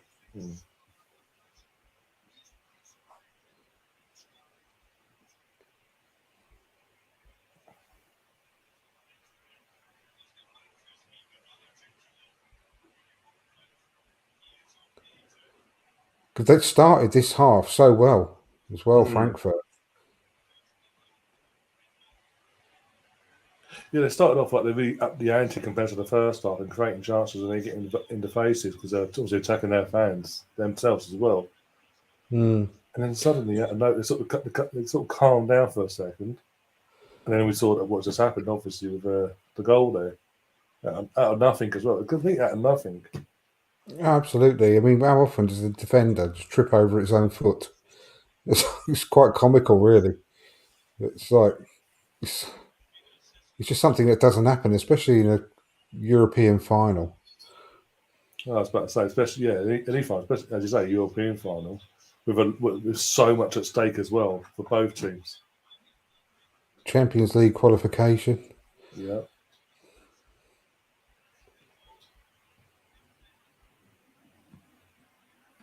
What are you doing? I'm pissed.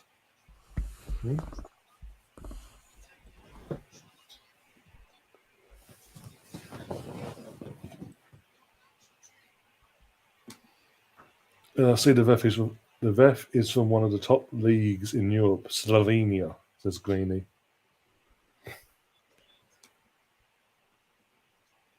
This is doing my fucking head in, says Stefan. To be honest, 10 SPLs in 11 years, and it could go to shit. That's how big that rivalry is up in Scotland. Don't care what anyone says about the old firm. Where's not the old firm anymore? Fucking it is. They hate each other.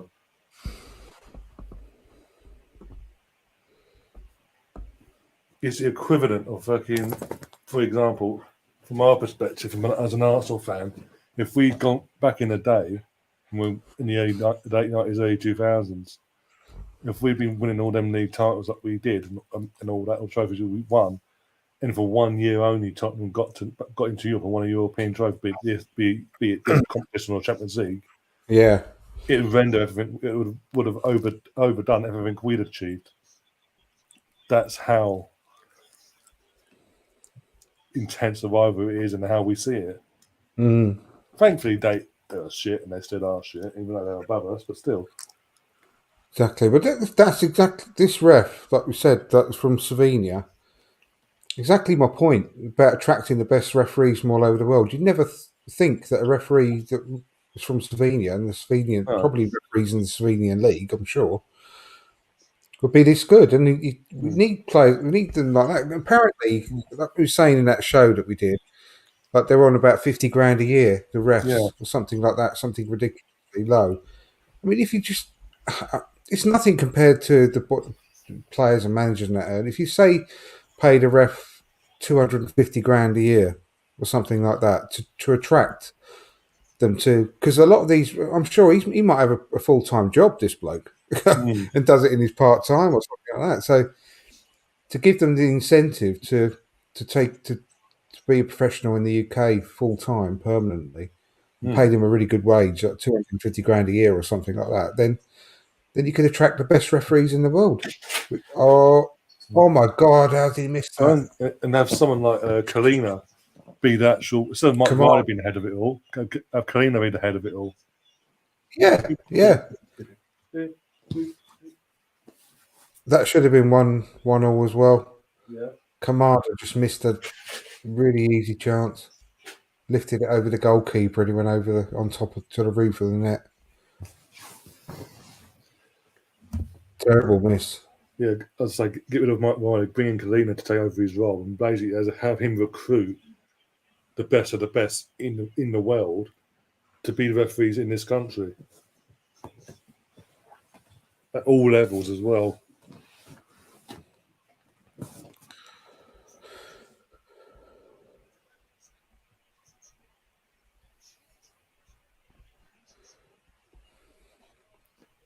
And the FA, the PGMO, if you're watching, if you watch it, if you come across this, stop changing the fucking rules every 12 months. I know. Doesn't fucking head in. It still pisses me off that, that, well, there's a lot that pisses me off about the game at the weekend, but that giving that foul throw against Tavares as well, Yeah. when you see that happen all the time Yeah. in every single game, so many times, and they just happened to call that one and they scored from it. Bit of consistency, please, refs.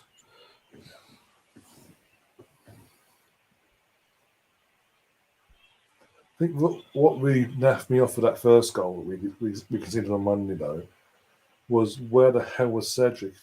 Cedric's positioning was abysmal, and he's tracking back. I know he's not the fastest, but he's barely putting the effort in to get back, and he left El Neni completely exposed, which then in turn forced the hand of Ben and Gabriel to try and stop the ball going to Callum Wilson. But sadly, even though Ben got a touch to it, it was the wrong sort of touch. I know. Well, it was a really poor game from Cedric. Oh, 1-1. Oh, 1-1. that You'd be place is happy to over. hear, Stefan. Yeah. Oh, that's poor defending. Nothing McGregor could do there, but it's poor defending, though. Literally 3 or 4 defenders around this one player, and he's ready to get a touch off there and put the ball, guide the ball into the net. I mean, you can't say they don't deserve it. No, you can't.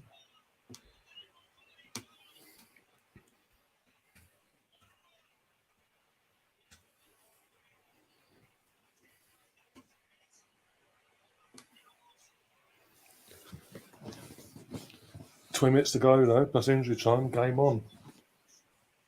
That was just I mean, with all the great attacking they've been doing, I mean, that was a wonderful ball, but it was probably one of the most easiest balls across the box. Who was marking him? Because there's obviously Goldstein. Through the legs. And yeah, I don't know who's supposed to be marking him, but Number 3 for Rangers, number 3, but there's 2 players in between him, and he's obviously the one nearest him was on the wrong side of him, but Goldstein as well, just ball watching. it was just sharper. Just sharper to the ball than all the defenders. Well, Stefan's now a bit more of a lead in the chat, put it that way.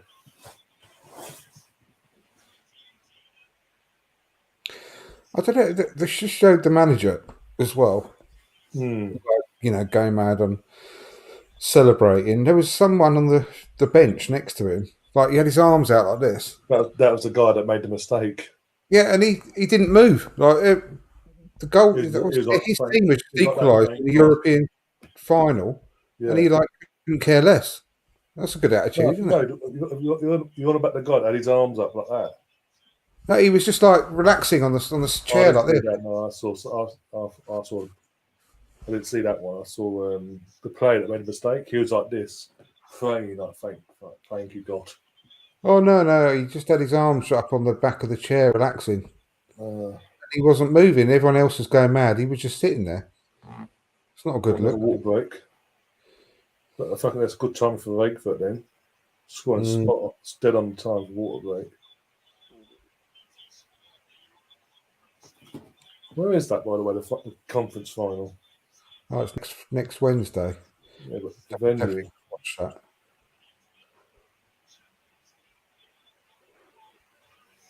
I don't know where it is actually.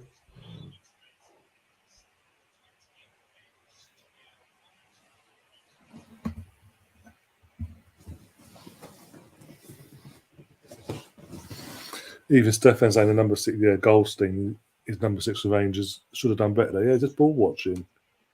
And then he has the audacity to have a go at the defender. It's actually trying to stop that situation, but was on the wrong side of him.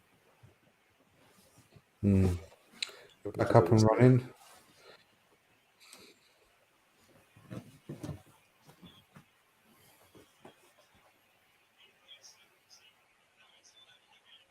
Oh, go on. Lucky.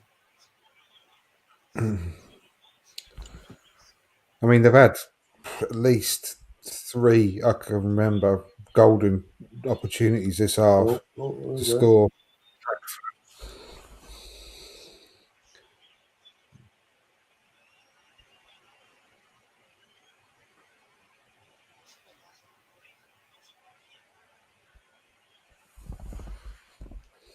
Another booking for Rangers for trying to play rugby in the midfield.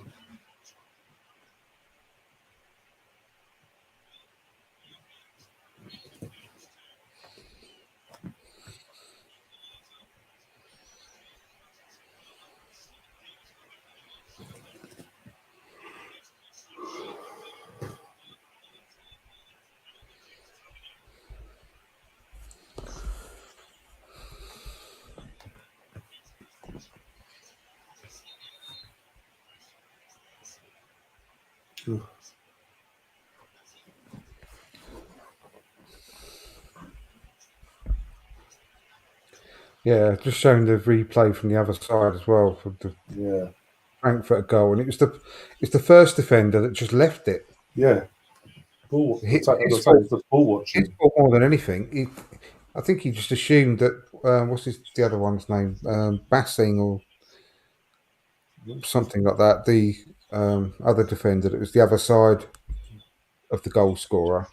I don't know whether he's just assuming that he was going to get it or goalkeeper was going to get it or something. He just didn't take control of the situation, just let it go past him. There's 2 subs from Rangers there. Come on. Yeah, they'll show it in a minute, I should imagine. Put it on the screen, and they. Oh, does Huggy's son still play for Rangers? Was he injured? Who? Sorry, Hadji. He had his son play for Rangers last I think season. so. I didn't see him on the bench. I think he must be injured, I presume. Yeah, I say must be like a season injury sort of thing.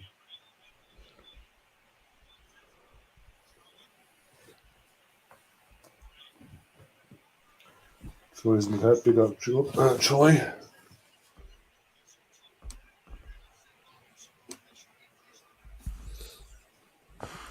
All right, Troy.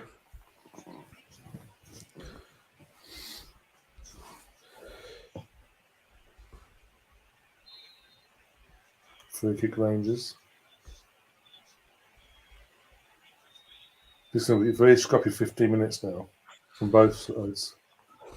Oh, Tavernier just got a kick in the danglies. That would have hurt.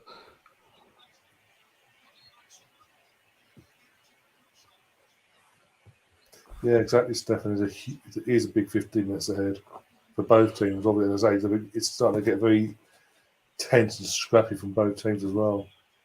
And Frankfurt Yeah, are making some little individual errors as well, like this. Rangers are just starting to get a bit Bit of a back, foothold, yeah. back in. It's very similar again. Very similar to the first half. Frankfurt started on the front foot, and then Rangers have sort of grinded themselves back into the game. God, how many times are going to show the replay of that goal? God's sake. It's like they don't want Rangers to win. I know. They have an agenda, everyone. Not Sky have an agenda against Arsenal. BT have an agenda against Rangers. Oh dear. Did you see that clip the other day from Talk Shy? Martin Keane was on there on Friday, and he's basically saying he was a bit disappointed with the coverage that Sky was giving for the North London derby. I've heard someone talking about it. I haven't heard I've got TalkSport muted. No, sorry, not muted, blocked, and I've muted the word TalkSport on Twitter as well. Basically, yeah, he was basically on it. The gist of it was he was disappointed in their coverage and basically saying that whenever we made a foul, even if it was a little, literally one of our players brushing against theirs, Sky will constantly repeat that, show it on repeat over and over again.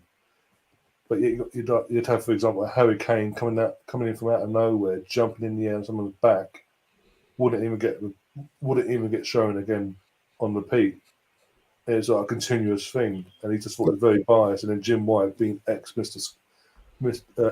Sky's fucking sports deadline day man, you can't tell me Sky have got a bias against Arsenal. I hate him so much, Jim White. I was like, well, you can, and there is. They didn't even show a replay of Son elbowing Rob Holding once, I don't think. No. Not once.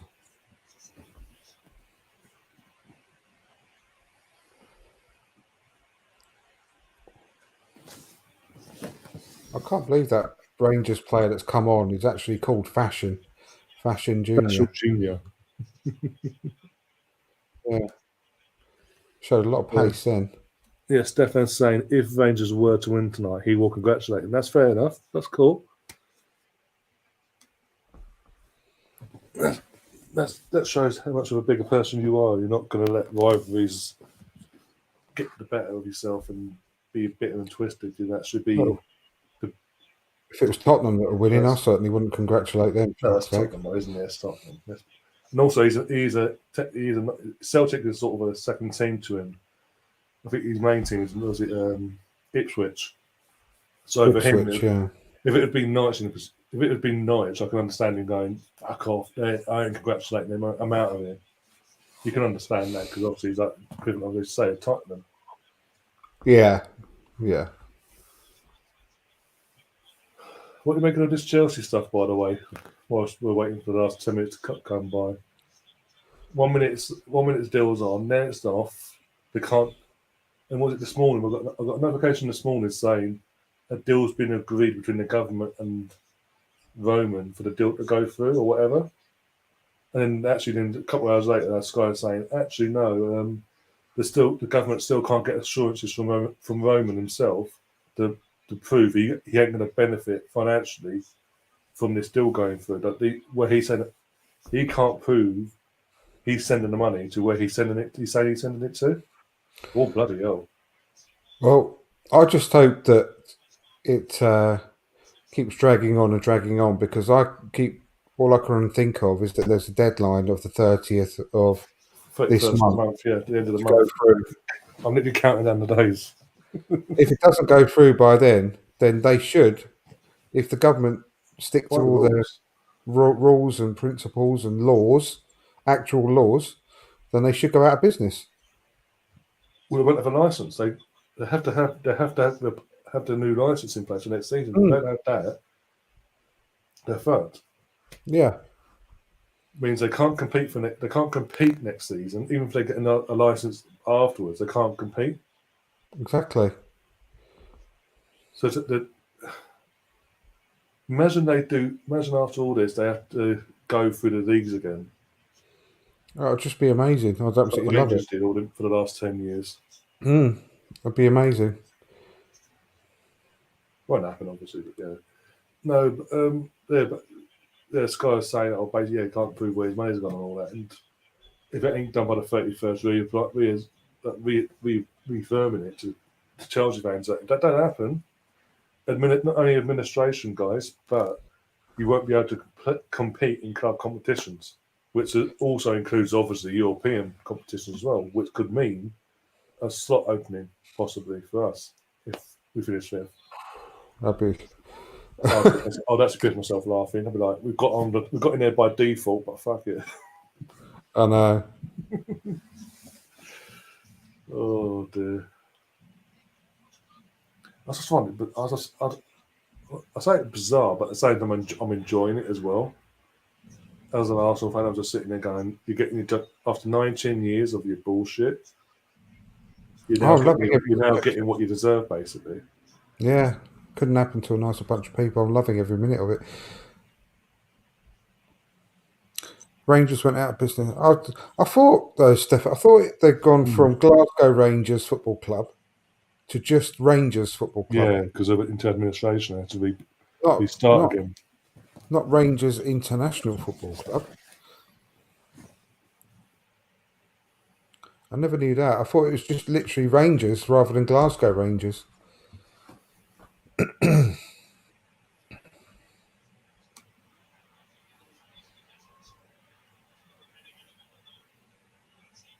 Well defended.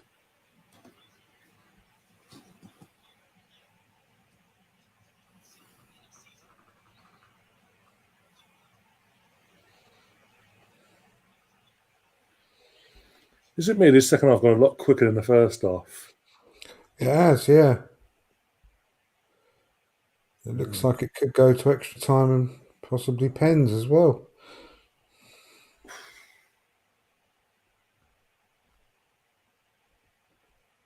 Again, the thing is with Rangers, they've proven that they've had to go through extra time for the semi-final and all that to get to this point. So they that side of things, they can say they've got a bit of practice there. So it's just, I think don't you get an extra sub as well, don't you? For extra time now. Yeah, you do. So I'll be interested how they use that as well. I don't think they've only they've made 3, I think, or 2 or 3. Yeah, so they've still got a couple left anyway, haven't they? Yeah, because it's European competition as well, so you get 5 subs, don't you? Yeah. Yeah. But honestly, Frankfurt will be kicking themselves if they don't win this because they've had that many chances.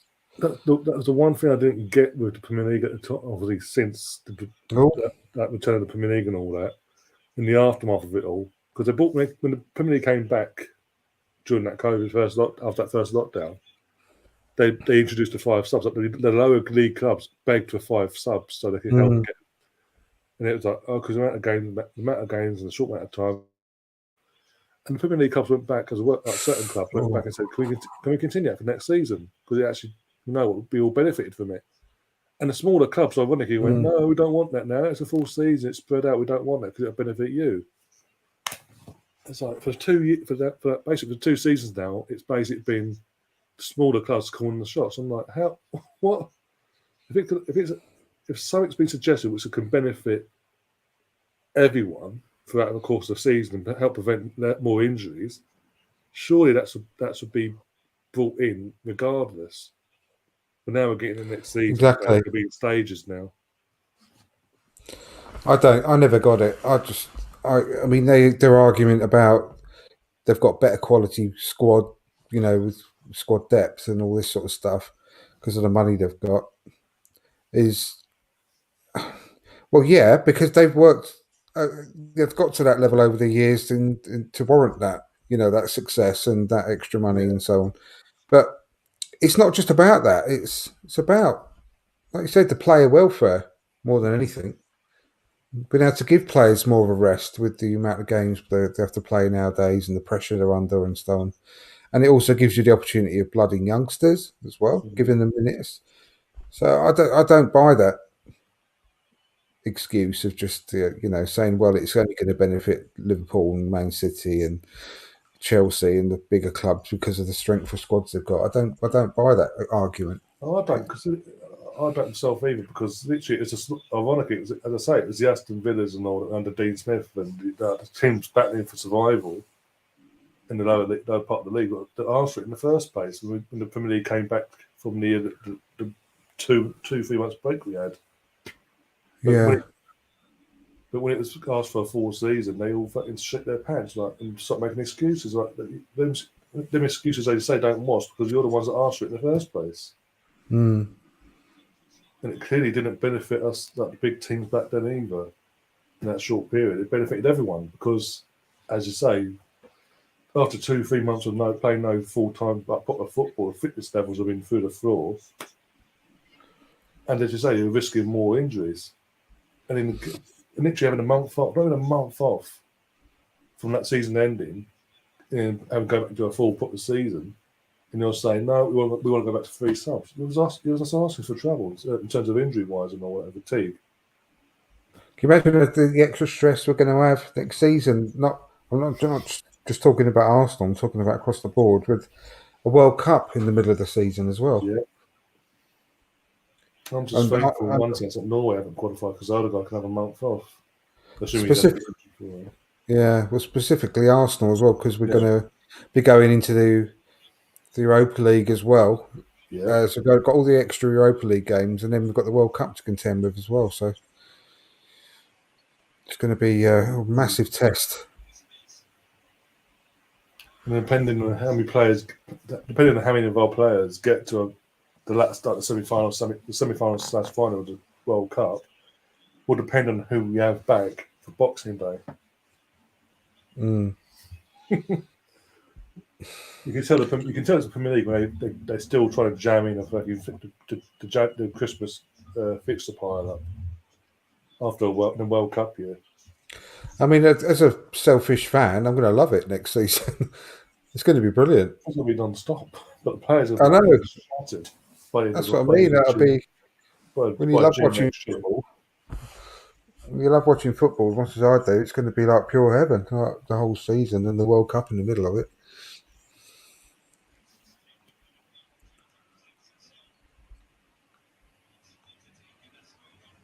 Be interesting from our point of view as well, from Premier League point of view, if it affects the likes of City and Liverpool in terms of the title race and all that. Will that allow another team to come in and sort of mix up a bit for the season and give them to a bit of a scare?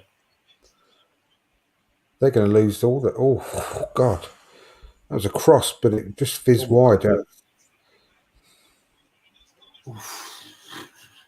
Bloody hell, that was a bit hairy in the last minute of full normal time.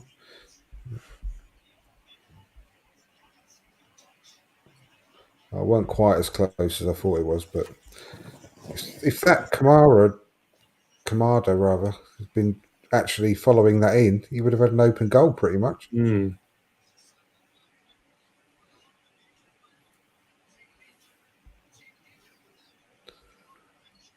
Do you think the goalkeeper, McGregor, diving across the goal the way he did, maybe put him off, maybe? Yeah, but the play, you being a forward player, you can't fall for that, though, can you? You have to be there just in case. You can't just, the goalkeeper's going to get that. You have to be. The best strikers would have been there anyway.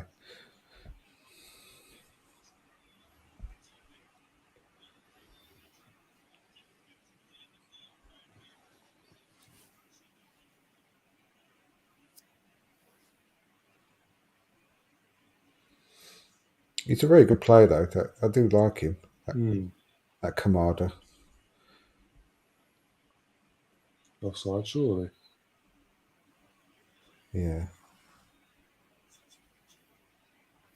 Yeah, Stefan said McGregor's a top goalkeeper in his opinion. He's a top goalkeeper, he's not, but he is now near the end of his time, isn't he, career-wise? I was just saying earlier. Either this season or next season will be his last season. This could be his last season as a number 1, maybe. He might go to number 2 and be like a goalkeeping coach or something for Rangers or ambassador going forward. But 5 minutes, bloody hell, where's that come from? You can't imagine someone like him accepting a role as a number 2, would you? You think he'd just retire at that point, like you say, and possibly just join the coaching staff. Coaching staff like Bob Wilson did. Yeah. Oh, go on, go, corner.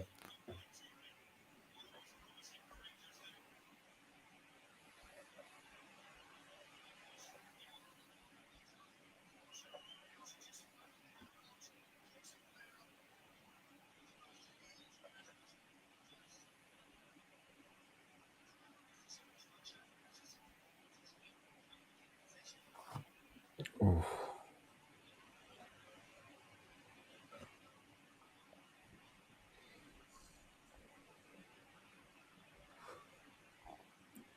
Oh, come on.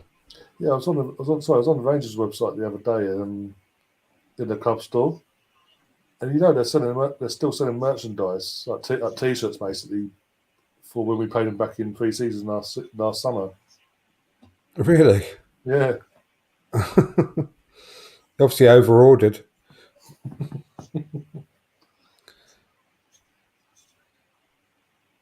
I was like, Liam, I'm getting you that one. He's like, no, I'm not wearing it. Got Rangers on there. I was like, no, you're wearing it.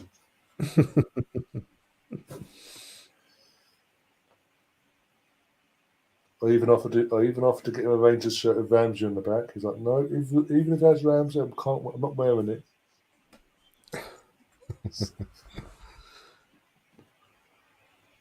Oh dear, got to laugh. Oh bloody hell! Well done. Get rid of it. Get rid of it.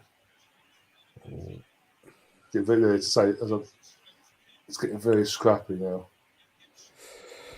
Yeah. Well, no one wants to concede now, do they? No, because that sort of recovery time, isn't there, to sort of get back into it. Yeah. Goal now, be it. That'll be over. You know what? Fair play to Rangers, though. In fact, this match so far, they're stuck in there, they've dug in deep and stuck it out and kept themselves in it, and obviously took their chance when it came to them. Definitely, yeah, definitely. I mean, they've rode their luck on 2 or 3 occasions, but that's what happens sometimes. Definitely stuck in.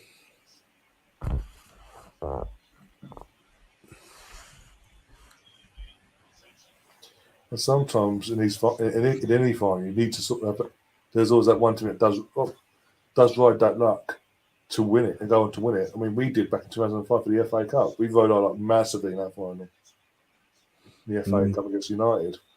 But we pushed them and we kept him. We dug in, took it to the pens, and won it.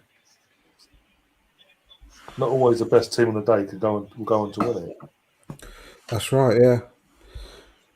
So the Arsenal Misfits asked a question. Oh, sorry. So yeah. So basically, Steve, if they don't get that license, they'll have no income. They won't be able to pay their players. No. But obviously go into administration and all their player contracts will be null and void. Yeah. And but they can't buy no one either. No. Even for free, they can't bring no one in. So they would literally be screwed. And as I say, in terms of players they've got, even if they've got 2 years on their contract still, the contract will be null and void. Oi! They'll be null and void, and basically it'll be a free fall basically from all the clubs around Europe and in the Premier League for the top talent. Things they won't be able to. They won't even be able to use their academy players, will they? Because they're not on professional contracts. Some of them. They'll have to if they drop down to. Well, they might just cease to exist. But if they did drop down the leagues like Rangers and join the, I don't know what tier they'd join in at, maybe the 7th tier. Rangers went down to literally the bottom tier of Scottish football. So so probably they'd go down to something like the 7th tier or something like that, have to start again. So they'd have to. I suppose they'd have to be started up as a new club. In that case, technically, like Rangers did, and then they'll be free to just sort of sign, non-league players and stuff like that. But they wouldn't be able to keep on any of their players. The club as we know it now wouldn't be there anymore. No. So Full-time whistle has gone by the way. It is now extra time. So it's be interesting. But as I say, fair play to Rangers and keeping in this. Steve saying, okay, that's what I thought, but I wasn't sure. Stefan says, I do think it's wrong for the fans to suffer because of other people's actions, like Rangers fans had to suffer. Yeah. Yeah, you just get some arseholes. Look what's happened to so many other clubs. Look what's happened to Bury that no longer exist, and clubs like Derby and rich history, Bolton, clubs just run into the ground. It's horrible. It's always the fans that suffer at the end of the day. Even until the last 18 months or so, up to the last 18 months before that, Coventry City, as I was saying before, we were talking about ex-Premier League clubs, not top clubs. Since they got relegated from Premier League, the previous ownership run them into the ground. Literally uprooted them from their old stadium. Well, yeah.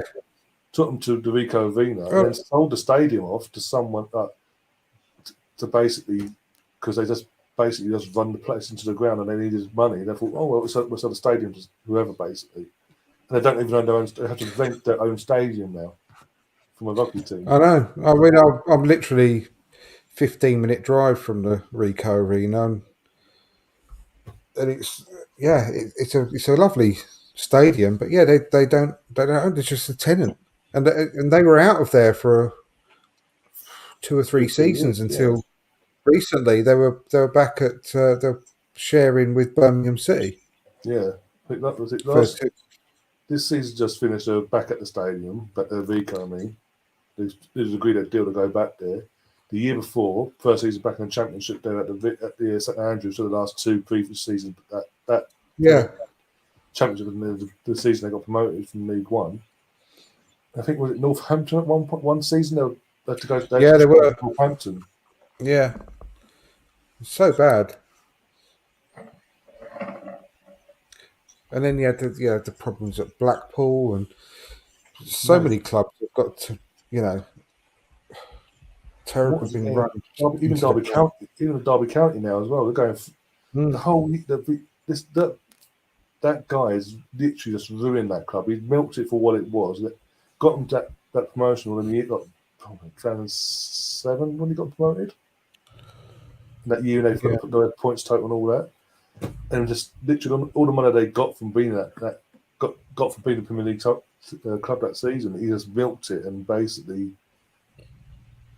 hit it off here, there, and everywhere, and just run the club into the ground. It's at a point now where the deal, even though the administrators have picked someone to take over, the deal can't go through because the guys, Mel Morris still owns the stadium. He won't give the stadium back over. No, that's right. And he's like, for fuck's sake, you've ruined the club as it is. Fuck off. Again, the fans don't deserve this. And then because of these fucking actions, they're in the League One team now. Yeah.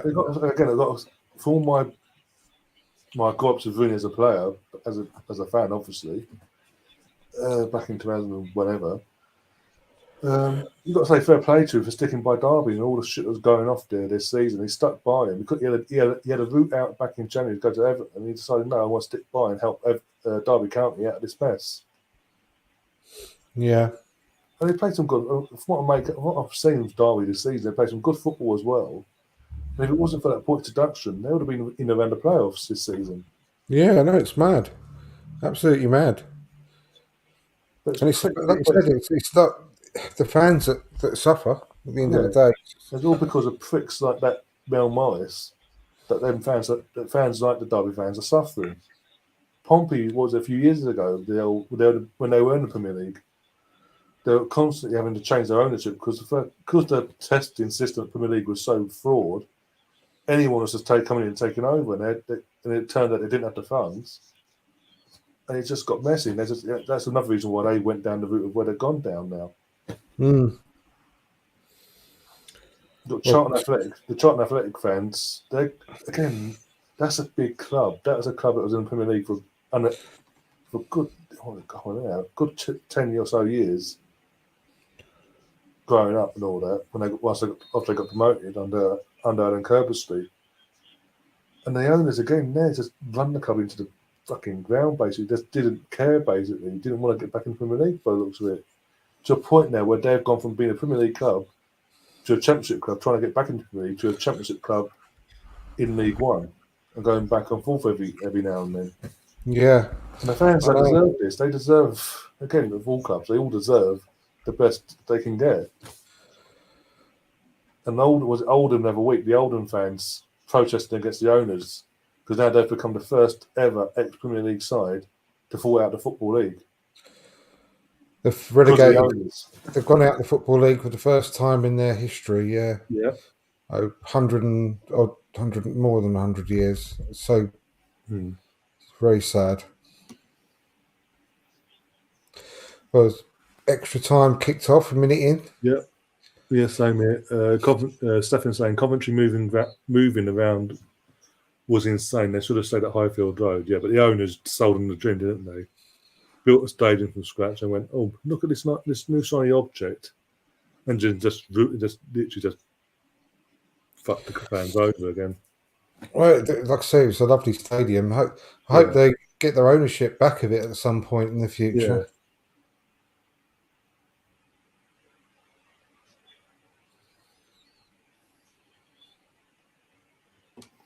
The fit and put owner's test as a joke, to be honest. Yeah, it is. Was it before the current Man City lot? The guy that owned him before. How the hell he was able to fucking get that club in the first place? And he was avoiding the Chinese tax man. Taksin Shinawatra was his name, wasn't it? The Thai guy. Yeah. Got arrested. Got summoned back to his country to get arrested because he'd been a dodgy man. To the point where he had to set up again. I mean, I'm not laughing. And as we now know, so bad. Yeah, but as we now know, with him having to do that, Man City are now what they are because this stuff came along. Our fans may not be. Our owners may not be everyone's cup of tea, but they could be a lot worse when you talk about all these other stories, all these horror stories. Like, but I was going to say, one of the men that run Rangers into the ground, Mike Ashley, who owned Newcastle. How the hell he was able to keep hold of that Newcastle for the length of time he had, when he was also a part shareholder / owner of Rangers, and he was part of the reason why they got put into administration, got run into the ground themselves financially. And yet the Premier League were like, seeing all that unfold and going, yeah, you can still own Newcastle. You're clearly a great man and all that. Well, it's like Peter Ridsdale, what he did to Leeds, and then what he did to I think it was him that was in charge of Portsmouth when they got into so much trouble with Harry Redknapp and that as well. Ridsdale. I mean, when he was at Leeds, it was a joke, wasn't it? Some of the stories. Paying like multiple thousand, I can't remember, was it 40 grand he paid for a fish tank for his office out of the club's money and stuff like that. And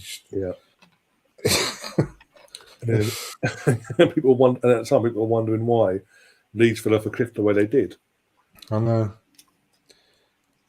That Seth Johnson story is the best that you'll hear, isn't it? When he was driving up there with his agent, and they were going to ask for something like 25 grand a week or something like that. And he went in there and he goes, I'm willing to offer you 80 grand a week. And they were hoping for 25. And he said, well, it's a bit small, a bit less than what we were thinking. So we'll go for 85. And he went, yeah, okay, that's fine. For Seth Johnson. Unbelievable. He couldn't make it up. Oh, no. Rangers defender slipped over this time. Nice to see him now. He just got back in time. Well defended. Well tracked back from him. I don't know what that's done to his body, though. Oh, he did really well to get back. Bloody hell. I'm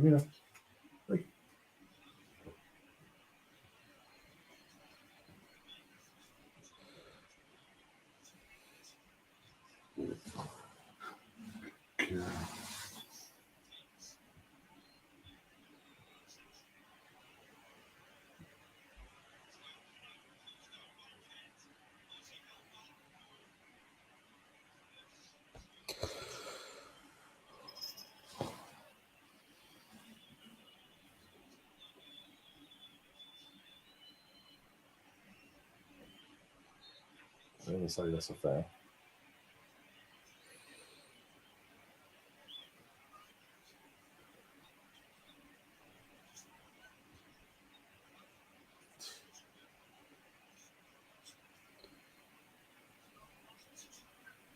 You're going to go to any of the league games next season? Assuming we don't get the better option. Hopefully, yeah. Yeah. That'd be good. And I really, really want to try and get to a lot more games this coming season. We'll start off with the Emirates Cup, as I mentioned from the WhatsApp earlier. Yeah, I'm surprised they won. It's Saturday. It's like a 12:30 kickoff. It's like one team, isn't it? Yeah, it's not much of a cup, is it? Unless they want to announce bloody. Because again, obviously we're used to having either. Well, the last time they did it was obviously one men's game, one women's game, two games for the price of one sort of thing. Yeah. I'd be surprised if it wasn't the same this time. You'd think they're going to probably announce that probably around the same time, because obviously rumours are that Vivian's staying for another year. Rumours, obviously. Until it's officially announced, it is rumours. But even before that, I'm just used to making the Emirates Cup being a whole weekend sort of thing of celebration of football as a whole, like two days, four teams. Yeah, it's really good. Really like making a day of it. Again, it's a family weekend and all that as well. For the fans that can't get enough time, get the time to come down during the season, especially the younger lot, that obviously with most games being on a school night or whatever, this is like the next best thing for him. Definitely. And hopefully, again, by then, obviously, I think that'd probably be the first game where the refurbs happened. So it'd be interesting to see what they've done. Well, there's still building work going on at the time. There's a big section that's closed for that game. I don't know if you read that bit on the website. Yeah, there's a big section closed because of the ongoing construction work. Well, it'll be interesting what they've done up to that point. To see what they've done up to that point. But it's good as well because they always play full strength teams. Yeah, they play full strength team, both sides, the away side as well, and you generally get your first sight of the new signings. Yeah, maybe that's again what you're saying there about the refurb and all that. Maybe that's the reason why. Maybe that's the reason why they won one day again this year. Yeah, well, and all the other fixtures they've got all over the world. Yeah. I do want the club to bring back the Members' Day though. They can still do that with half a stadium or whatever. They could work around that surely. Because that's something we've missed with all this COVID and all that. We've had to miss out on that for the last few years. Yeah. Go on. Oh, could be counter attack here.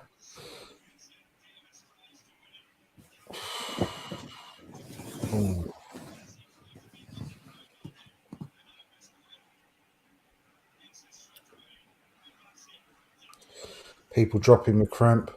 Yeah. The guy that just had a shot for Frankfurt's limping as well. Yeah. You can see him sort of limp off down the pitch. You can always tell when players are getting tired because they just start shooting from distance because they don't want to run anymore. Yeah. He's just nice to that as well. The way he hit that as well, you can tell him himself is not at full fatigue now. His fatigue's kicking in. That number 3 though for Rangers, he's a fucking unit. Look at the size of him. or Bassi. Yeah, that's Shirley, right. Shirley Bassi. Yeah.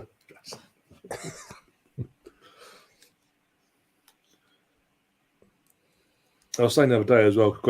I was saying the other day about Saliba getting young player of the year again for 2 years in the trot. He had a full season this season, and he won it last year, half a season. I forgot that now. Surely he's going to be brought back into the fold this season as well. So it'd be interesting to see how he does as well. Yeah. I'm surprised they haven't brought on Ramsey, as Yeah, well. big gameplay. He scored. I know it's for Arsenal, not for Rangers, but he has scored in cup finals, the winning goal, and obviously like twice out of 3 finals. And Euros for Wales. Yeah, for Wales as well. You He has think that, he'd he has be that, he has that ideal to know-how, bring on? basically. Yeah. What are you doing?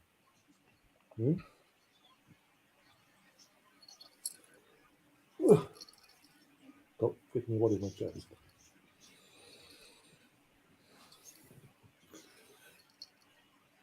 They got one sub left now, Rangers. Is that it? Because they got the extra sub, so they might have. They He might might have be an like the extra last, one. sort of held back as the last resort in case it goes to pens or something. Because again, experience-wise, there. Oh, come on. Go on. Oh, what a Go on, block. Great block.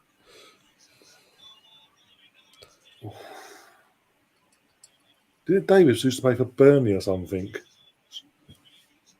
Or was it someone else I'm thinking of that played for Rangers who used to play for Burnley? Stephen Davis. Stephen Davis, yeah. Yeah. Yeah, he did. He must be getting on a bit now as well. What? What's that? You go with the dogs. You know what you're like.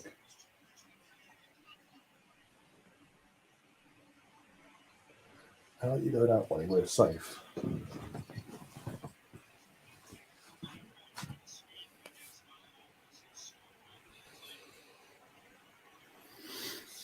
Oh dear.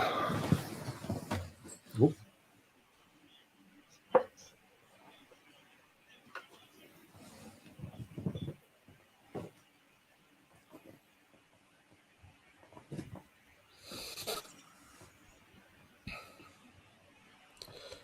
Well, hello.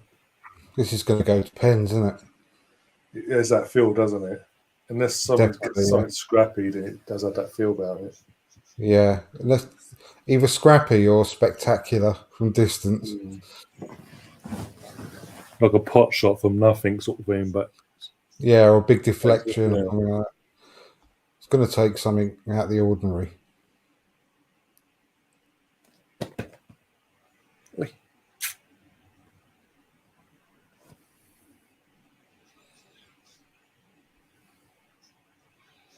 Oh.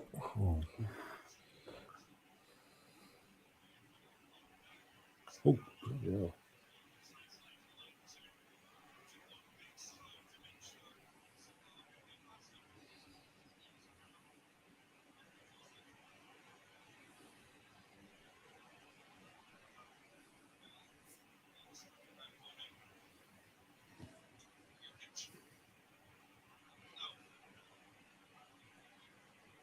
Is that handball then? Oh god. But That that's why he looks a got bit, away with it. Looks it. looks a bit suspect, doesn't it? Yeah. The ref quick enough, right? That surely that'd be checked. Yeah, bound to be.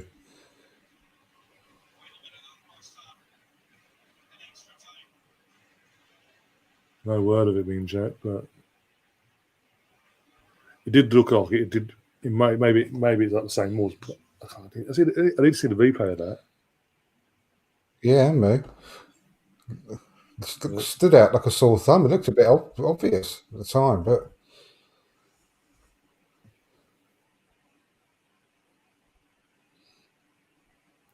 And my thing's now buffering. Yay.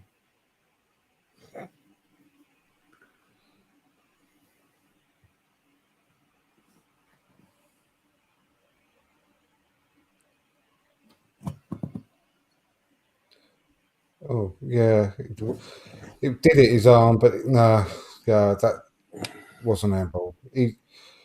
You'll see it in a minute. the replay, he sort of basically turned round, and as he had his back to the ball, he turned round and his arm sort of good glanced against the ball. Yeah, it wasn't a handball.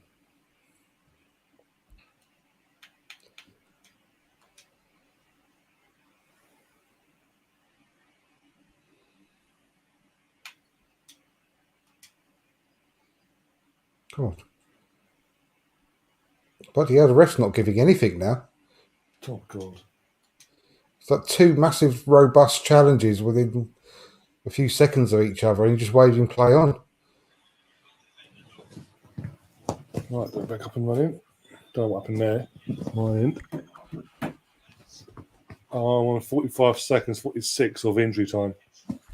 58, 59, 6, 1 So minute. you're about 10 seconds ahead, basically. It's pretty much the same as before. Yeah.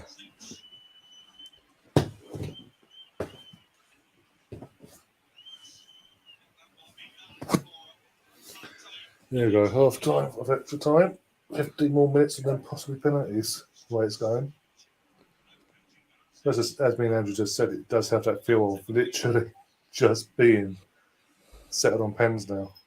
Arfield, Yeah. another one. He's another one who's supposed to play, isn't he? Arfield. Number 37 for Rangers.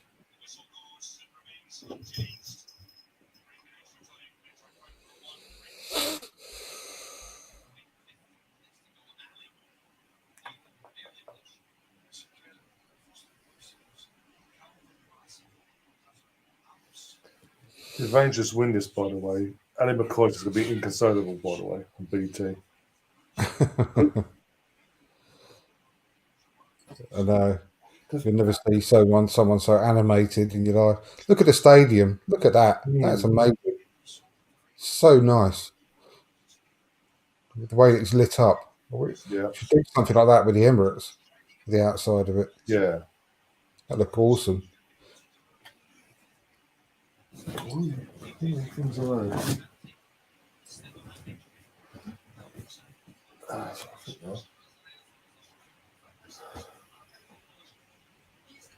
Yeah, because obviously they were saying before. Obviously, I think I was watching the build-up as well, like myself, back before we went live.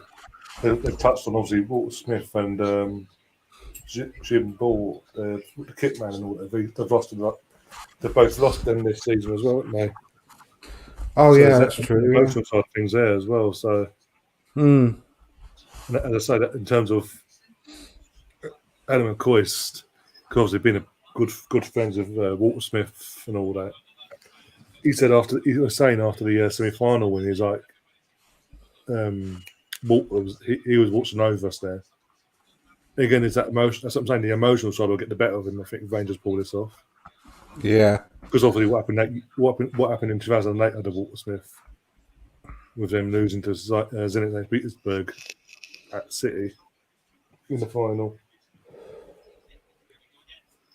It won't be the only one in the Rangers side of things either, because it is that is a very tight knit community in that side of things, and when something like that comes along, and obviously you go on to win something like this, you always look back to if only X, Y, and Z was there, and they could help, they'd be there celebrating and all that as well. They'd be able to enjoy it as well. It makes it that bit more special. That makes sense. Yeah, definitely. I really like Ali McCoist on co-coms. Yeah. I think he's brilliant. He's one of the best, one of my favourites. But he really goes overboard on things and exaggerates things sometimes. Said, "Oh my God, that's world class header," and all this sort of stuff. What a tackle! And it's just like a bog standard tackle. Yeah. Yeah, we got second half underway now of extra time. Come on, Rangers. One final push. Play sensibly, don't overplay it. Another something from Frankfurt. Yeah.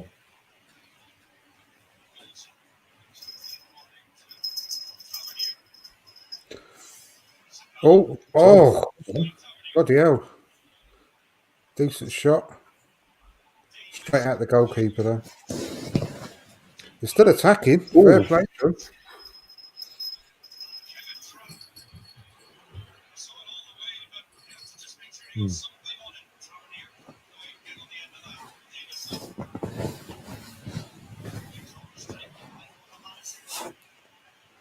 That could have taken a nick and gone past the goalkeeper quite easily. That.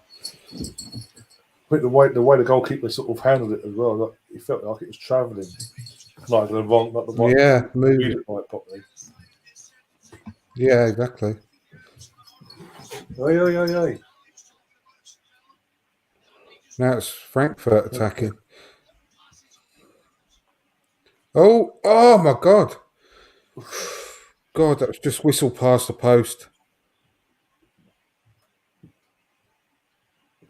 Oh, he's just come on as well. Goalkeeper, Number 7, yeah. goalkeeper didn't move again. Stranded.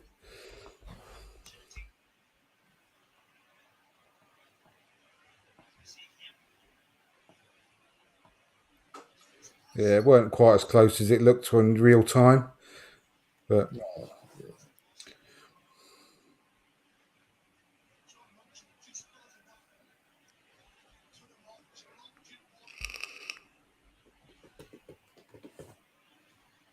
20 attempts to 9 in favour for Frankfurt. I'm not going to see it now. Jesus. Doesn't feel like that though, does it? It feels sort of being spread out over the match, doesn't it? It hasn't been like a complete onslaught like it seems there. No. They've definitely had the better chances, but Rangers have not been without, that's for sure.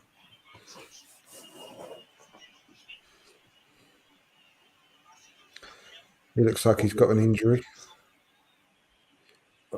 Really holding his hamstring. Yeah, that's the way he's landed, hasn't it? Yeah, landed on his knee, didn't he? Yeah, it looks like he's feeling the back of his leg, like his hamstring might have gone. Looks like he's back on his feet though.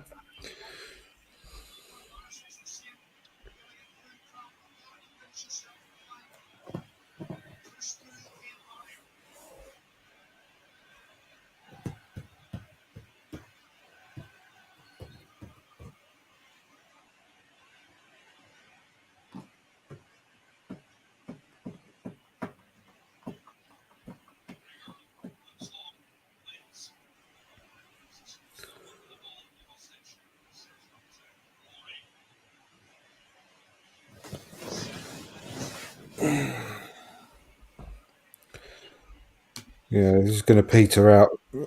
You can just feel it. You've been feeling it for a little while. Yeah, I mean, I know there've been a couple of chances, but it just looks like it's got penalties written all over it.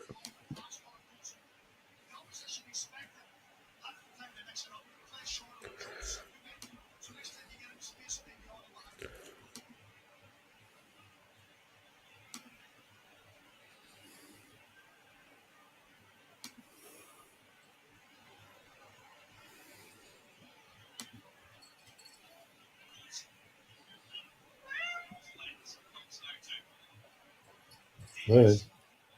No. Go on.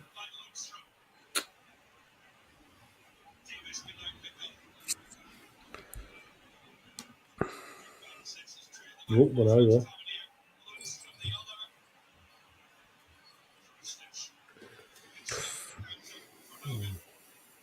I don't know. I'm just going to contradicting what I said just a minute ago. Though both teams are still trying to go for something. They're not overcommitting, but they're playing sensibly both sides. But they are trying to get whichever one out. Yeah, there might still be totally going against what I just said. There might still be something in this. 5 minutes to fight. I don't know. I can't remember. I'm telling you, got 10 more minutes to find out.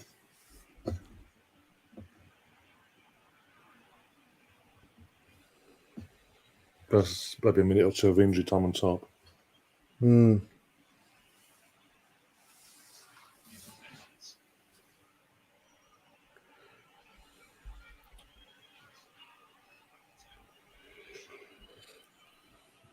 Oh dear.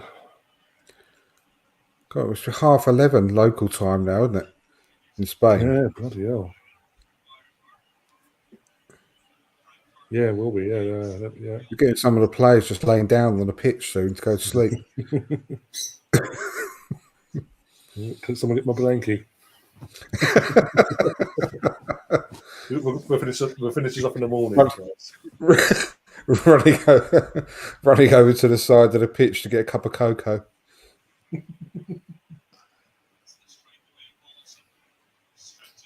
Frankfurt up in the ante now. Ooh, you can see a replay of that. Oh, we did get blocked off, you know. Have a look. See the replay. Have a look. But he more sort of ran into him, to be fair.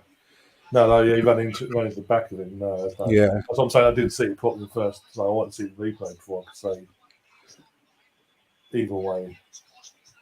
But yeah, so he basically runs in behind it, sees the ball's going to the Greg, and then just goes, "Ooh!" We get a touch and go down. Hmm.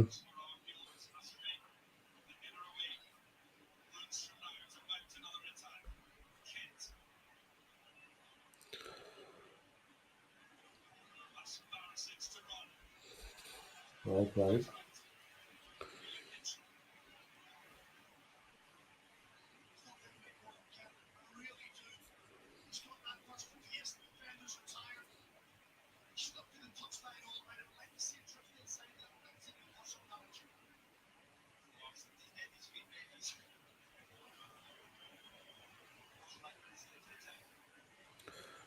Oh, God, that should have been better. I'll tell you what, that Fashion Junior got so much pace and a few tricks and everything, but he's one of those players that got nothing in terms of final product, end product. His first touch there, he could have had a really good opportunity. Just didn't have a first touch, basically. Another shot on target for Rangers there, Ryan Kent.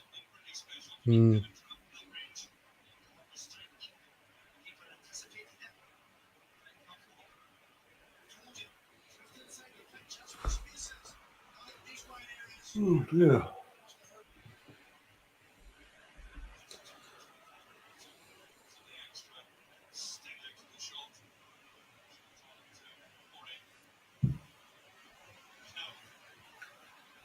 Defend, Rangers, defend for your lives. Oh my God, that was nearly one of those moments of magic from distance. Just went over the crossbar. Oh yeah, bloody hell. McGregor was all beat. McGregor was beating all ends up there. Yeah. Oh, weren't far off. Well, Stefan saying in the chat that there was aggro between the fans for the game. The ever reliable Mr. Brown, Brownie, uploaded a video of Frankfurt and Rangers fans throwing chairs at each other. Well, there's hardly any segregation in the crowd, is there? No. That's a bit strange. It might have just been an isolated incident. You'll be bound to get a few people that they're too much to drink, having a bit of a ruck. It doesn't mean that all of them. Been riots or anything like that, does it? Hey.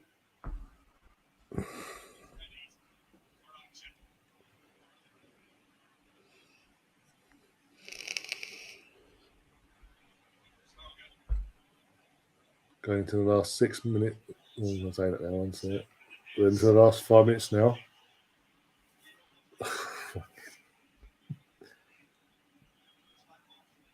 You'd hate to be a fan of either of these teams now in the last few minutes of this game. I know. A mistake.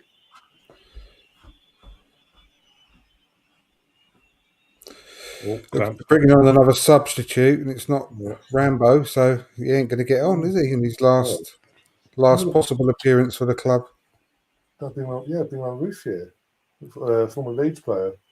Again, you've got someone of that ilk. With all due respect to Giovanni, Van Bronckhorst here. You've got someone of Ramsey's ilk who's got the big game know-how. has scored in 2 of the 3 scored winning goals in 2 of 3 FA Cups finals. He's played at the European stage, at the Champions League and Europa League, respectively, for Arsenal. Played at the top stage for his country as well, and he said it in Euro 2016. So he has that know-how, the big game know-how, and sort of get them big game moments. You'd think you would have used him 100%. to his ability to strengthen him, if anything. And This looks like it's a necessity for injury, though. This subject. I thought that Barisic. I mentioned that earlier. That Barisic, when I saw he hurt himself a bit. It was like a cramp because he's limping off. It was like a cramp. He can't shake off by the looks of it. It didn't look good because the way he was rubbing his face with his hand. Ramsey's coming on. Who is he? 16. Is they bringing off Fashion, who came on as a sub? Yeah, he is on. They're bringing him on to take a pen. He's thinking Giovanni's preparing just in case it goes to pens now. It made sense to bring Ramsey on. Yeah, absolutely. It did earlier, though. Come on, Rambo. At the beginning of injury, extra time, they should have brought him on, giving him half an hour. Yeah, Greeny's back. He's saying it's getting nearly squeaky bum time. I'm going to ask you, Greeny, how's the other half doing? How's she coping in these last few moments? Oh my God! How did that not go in? Oh, the goalkeeper threw himself in the way. Oh, Davis! Oh, Jesus Christ! That was it. That was that. He was onside and all. That was the moment. Davis, yeah. That was the moment. They came for a corner though. I think he's saying there was a deflection. I think he just threw it over. Goalkeeper did well, but he should have given the goalkeeper no chance at all. He's going to have nightmares about that. Right. Initial shot. It nearly hit Ramsey and went in. The second shot could have hit Ramsey and gone in and all. Yeah. Imagine that. Be a god. There's a corner. That should be a corner. It was on target. So we're saying it was a bad miss. Actually, the defender flicked it off over the post.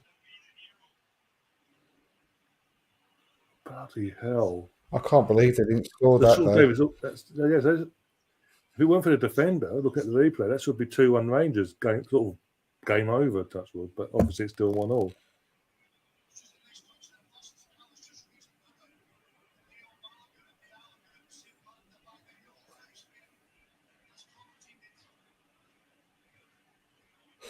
Oh, God, it's all Rangers now. Throwing everything at it. Might be a risky as well. Hope it's not a risky thing for them to do. Yeah, don't go overboard and overcommit because you'll get done on the counter. Exactly. This Frankfurt team have got the pace to do you as well.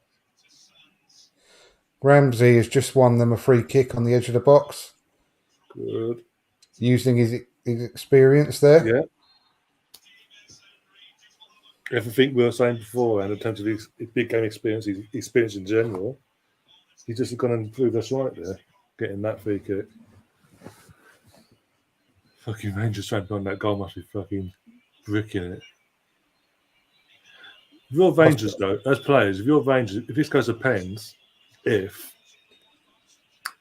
you want to take pens in front of your own fans to put more pressure on yourself? Oh, yeah, you definitely want to take it in front of your own fans. 100%. It's more pressure being in front of the other fans with them spitting at you and shouting at you and calling your mum all names under the sun. To the last minute now.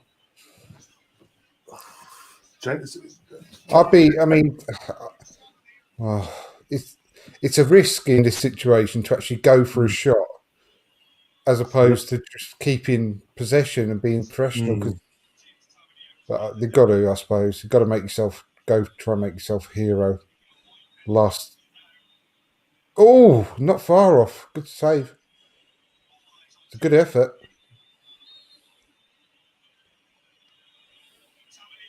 Oh, top goal. It'll go. A bit more pace. Keep it across quick enough.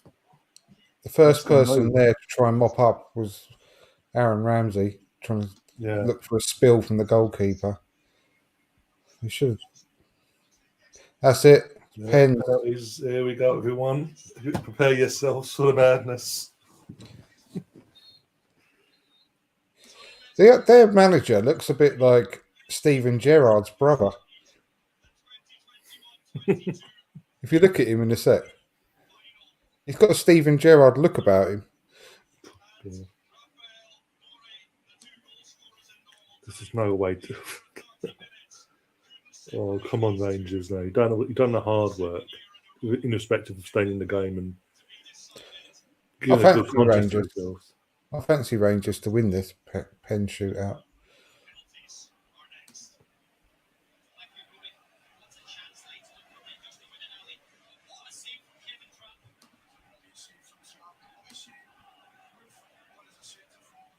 I can't believe the goalkeeper saved that, though. Oh, God. I mean, it's a good save, but he should have given the goalkeeper no chance with that.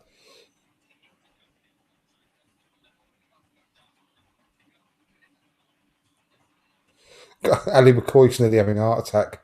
It just showed him.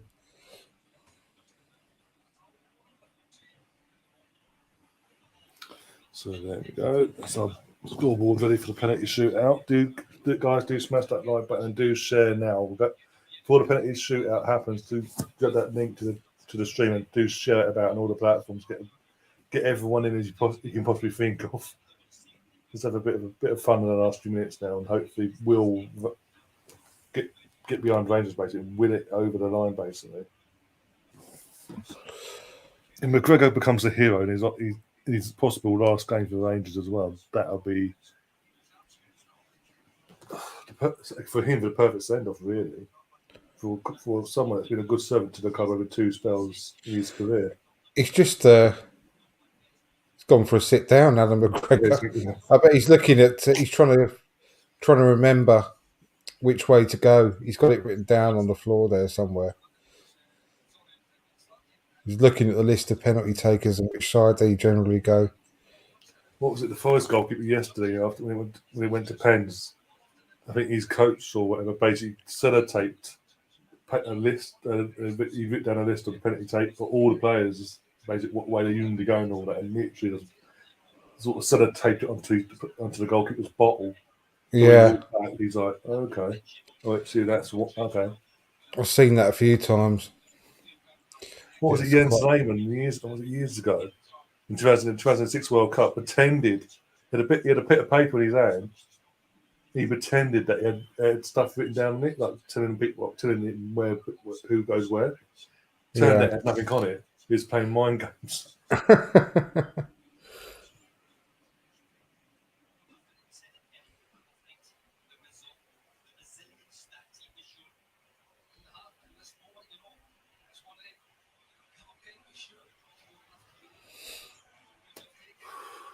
What end are they going then?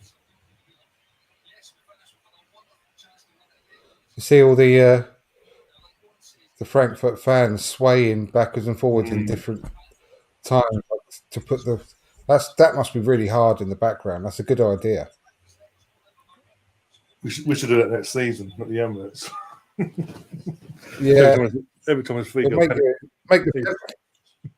the penalty taker feel a bit seasick. Yeah, my thoughts exactly.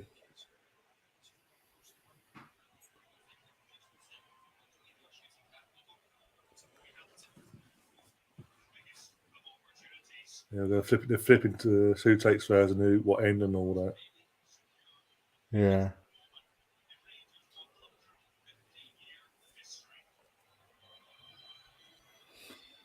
Just showing shots of the Rangers fans, and they are on edge. Rightly so, obviously. They're like, we've come so close. Don't.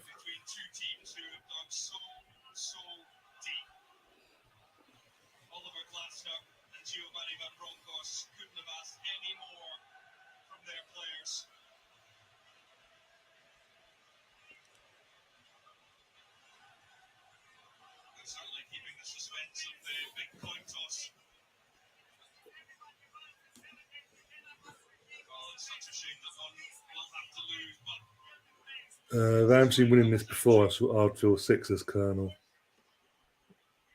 That's an Arsenal, isn't it, though? We had opportunity in 2019 and 2000. That's good. They've got it at the Rangers end. Yeah. That's a benefit. Massive benefit. Yeah. Rangers gone, yeah. There's a celebrate that just winning the toss to have this penalties up there, and they're celebrating that they've won it already. Oh dear. Who's taking first though? Here we go. Rangers are going first. I think I lip read. Might be wrong. Rangers are at their end and they're going first. I think. Oh, 1 second. Talk about timing, mate. Bloody hell.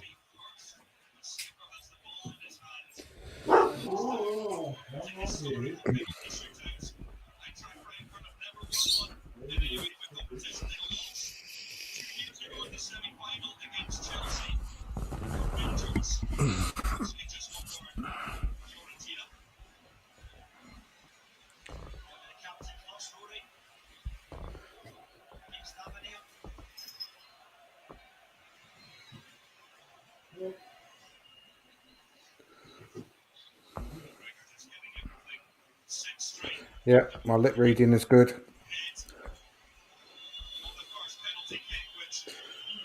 Rangers is about to take the first pen.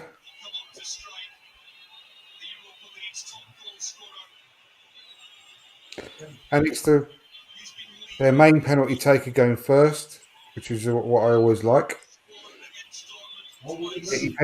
Get your pen scored first. Ed. Come on. Oh, it's James. Tavernier scored. Get in there. Come on, Rangers. See, this is what I mean. Get your best penalty takers first. Straight down the middle.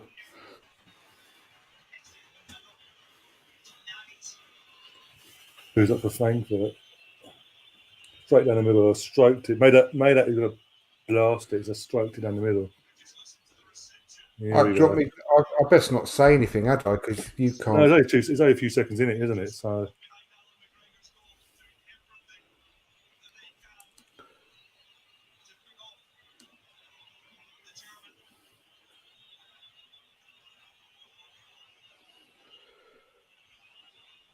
Right. Here he goes. Goal.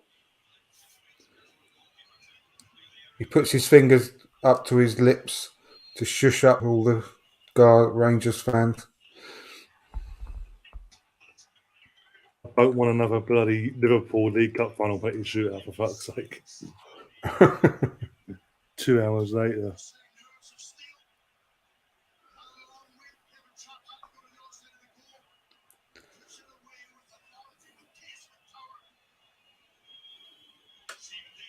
Stephen Davis next. Oh, okay. Here he goes. Goal. Lovely pen. Right into the top corner. Come on, Rangers. Oh, missed it though. A bit too high for my liking. Yeah, mine. But literally right in the top corner.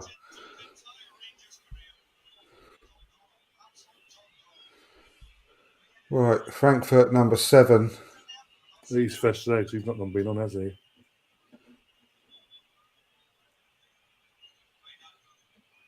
Come on, McGregor.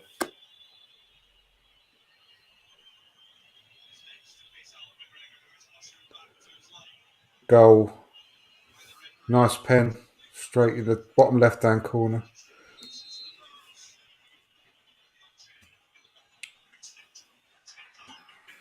McGregor going the wrong way again. Yeah.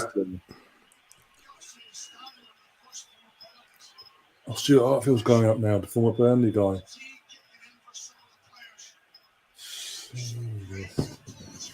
Run it down.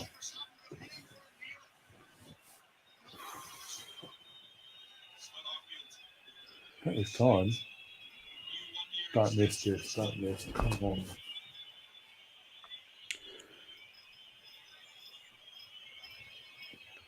Goal. Another good pen.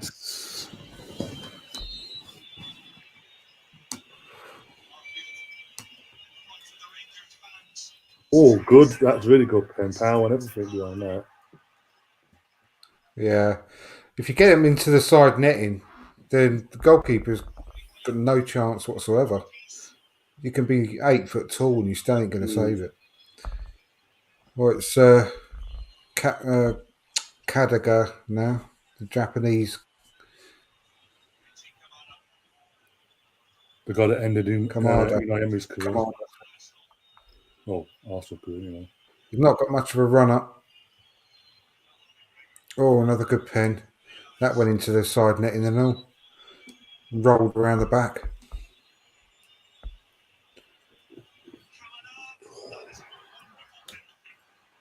Ooh. This time the good goes the right way, though. But yes, Actually came off the post. Great. It was actually a really good pen. Ramsey, Aaron Rambo. oh no, Rams like, oh no. We've been bigging him up now. You watch. He's got the He's got experience. first legs as well, so he shouldn't be no issue of playing. But yeah, we picked him up all night. You watch, please, Ramsey, please. No, he saved. Oh, Saved it. Ramsey. Poor pen. Oh, See, this is what you mean. This is what I mean about bringing him on for that whole of extra time. It's like this is what happened to England at the Euros. You bring someone on Yeah. 2 minutes before the end of the game. You still need to be in the match.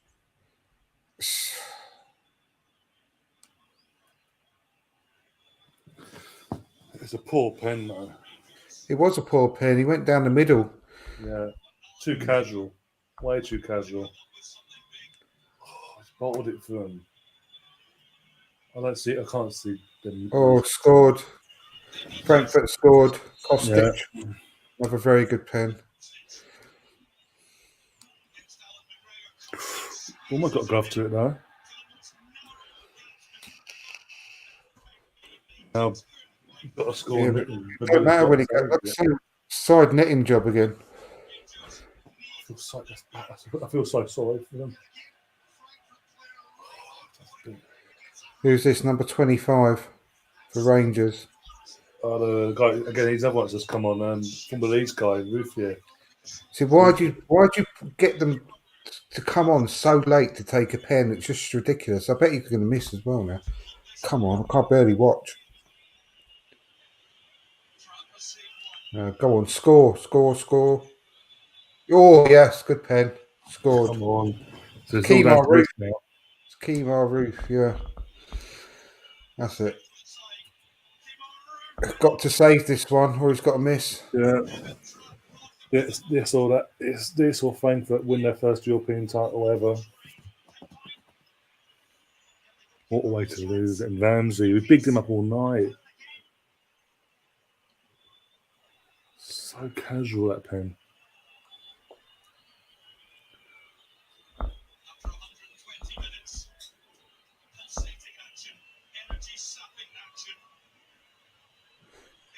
Why is McGregor's too casual as well? He's not. No, he scored. McGregor, all of a sudden in that shootout, I'm sorry, but McGregor all of a sudden really looked his age. Yeah. And there you are. Due to Aaron Ramsey's missed more than anything, Frankfurt win their first European Cup in their history, and Rangers their weight goes on. So Rangers join us in Europa League next season. Frankfurt jump into the Champions League. Congratulations to Frankfurt. I mean, it could have gone either way. Frankfurt, overall, I think they just about deserved it, really, and Rangers battled a lot. I think they were a better team, Frankfurt, throughout the game. And the tournament, let's face it, what they've done in the tournament, who they've beaten. And I know Rangers have had an amazing run as well. They've beaten some amazing teams as well. But they always, why do they have to zoom in on a kid crying every time? It's not fair on the kids. Bless him.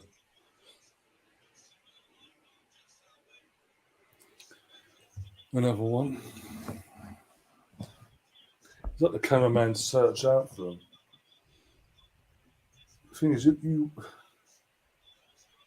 watch online. There's got to be idiots that are going to hunt out Ramsey now and fucking dig him out for that. It was a bad Yeah. pen, don't get me wrong, but it don't deserve.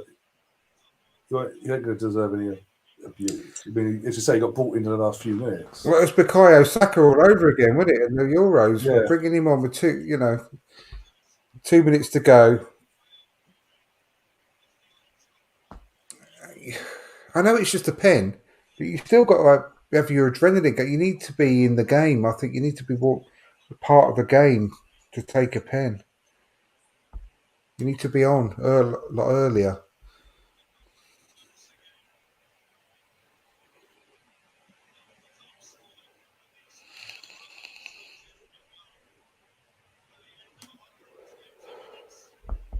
Sadly, Rangers again. After the last 10 years that they've had to go through it, this would have been the perfect ending to the fairy tale of obviously going through the administration, having to go from all the way from bottom tier of Scottish football back to where they are now. If they'd won this tonight, that would have been like the icing on the cake, like the ultimate sort of comeback story and all that sort of palaver. But it just wasn't. I mean, that winning pen, they're just showing it again. I mean, that was outstanding under that pressure. Yeah. Literally top left-hand corner. Yeah. Couldn't get at pace as well.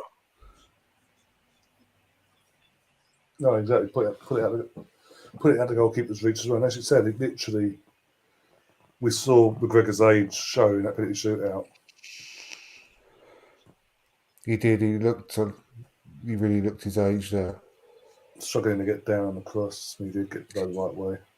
I mean, the other goalkeeper was doing his best to going backwards, left and right, doing the old Space Invaders, doing the old Space Invaders job. And Alan McGregor was just standing there, motionless. Wasn't making himself look big even. Wasn't even just shame really.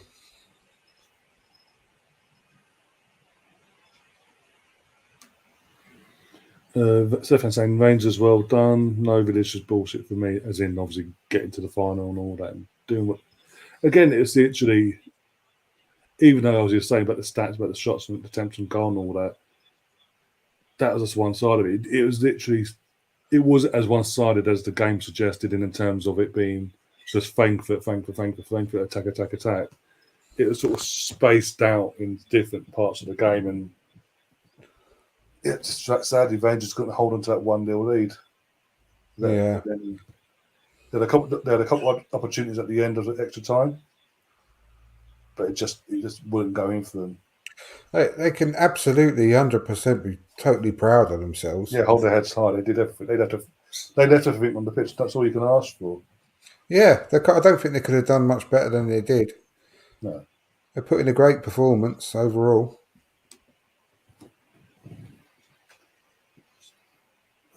Well, possibly Arsenal v Rangers in the Europa League next season then. Both in the Europa League next season now, assuming we don't get the favours we need. So it could be an Arsenal Rangers in the group stage, possibly. Maybe. I don't know how the seasons will work for both teams, but yeah. Yeah, just unleash Nuno Tavares on them again and we'll be fine.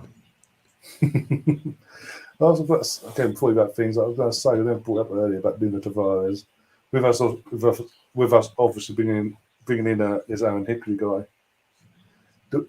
If we are going to stay where we are in fifth and be in the Europa League next season, do we keep Nuno Tavares just for the Europa League and keep Tierney and Hickey at the top two for the league? Basically, they're the first choice too. Yeah, because Aaron Hickey can play left and right back, and he's really 2-footed.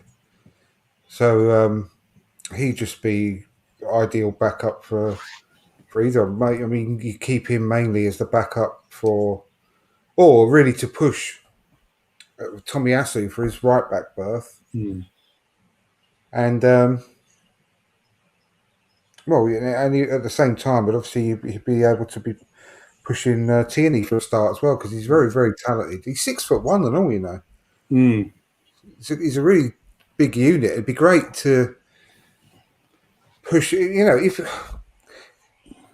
it sounds awful because everyone loves Tierney and I love Tierney, but I'm really worried about his injuries now as well. If Aaron Hickey gets into the side, he's going to be hard. Probably, hopefully, he'll be really hard to get out. Yeah. I mean, if you have him on the left back, right, and Tommy Asu on the right back, that's a lot of height across the whole of the back line as well. Because obviously Tommy Asu's 6'2", I think. Then you've got White and Gabriel are a big tall as well, and then you've got a 6'1" left back at the same time. That'd be very, very good to have. But it'd just be a good addition, I think. Right age, right sort of type of temperament. You know, thinking he's going to, making a big step up to Arsenal. He'll relish that. And I definitely would keep hold of Nuno as well. I think I'm one of the rare ones that really likes Nuno. I think he's. I always have to caveat it every single time I say it. I know he's not perfect, and I know he makes mistakes, but I think he's got too much positive going for him that to stop you getting rid of him. I think he's got a lot of potential. Definitely got a lot of potential to work with.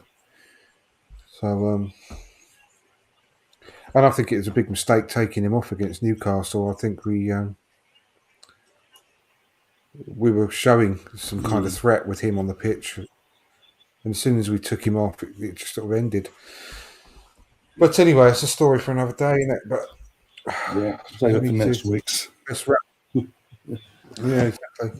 Yeah, let's wrap all this up. So obviously, cheers, Andrew, for coming on and keeping company for this. Entirely to No problem. 3 hours and 18 minutes nearly. Yeah, thanks for having me on, mate. As I say, at least it was a better contest of a final overall than what we've seen recently this season with Chelsea and Liverpool in both competitions there. But yeah, everyone, obviously, thanks to everyone in the chat that's popped in and contributed and that kept us going as well. Massively appreciated. And if you haven't already, do smash that like button and do subscribe if you're new and all that jazz. In terms of content, I'll have to keep you updated tomorrow on that one because I've got a few bits and pieces about the next couple of days and all that. I was at the game on Sunday myself. Trying to think. And obviously, podcast wise, it'll probably be Monday or Tuesday. We'll sort that out ourselves, our end, off air basically. But yeah, Andrew, what have you got coming up in your channel? Just the regular Tuesday show next week. Wrapping up the season, to be honest. So yeah, that'll be from Dial Square Aware channel, as everyone knows, next Tuesday at 7:30. Okay, yeah, so probably Monday for myself then, in terms of my podcast as well. Then might do match of the day on Sunday as well, maybe if I get back in time. Trying to think. Apart from that, enjoy the rest of your evening, guys. Morning, afternoon, wherever you are in the world, and we'll see you soon. As I say, anything before the weekend, I'll keep you updated. But as always, up the Arsenal. Take care, everyone.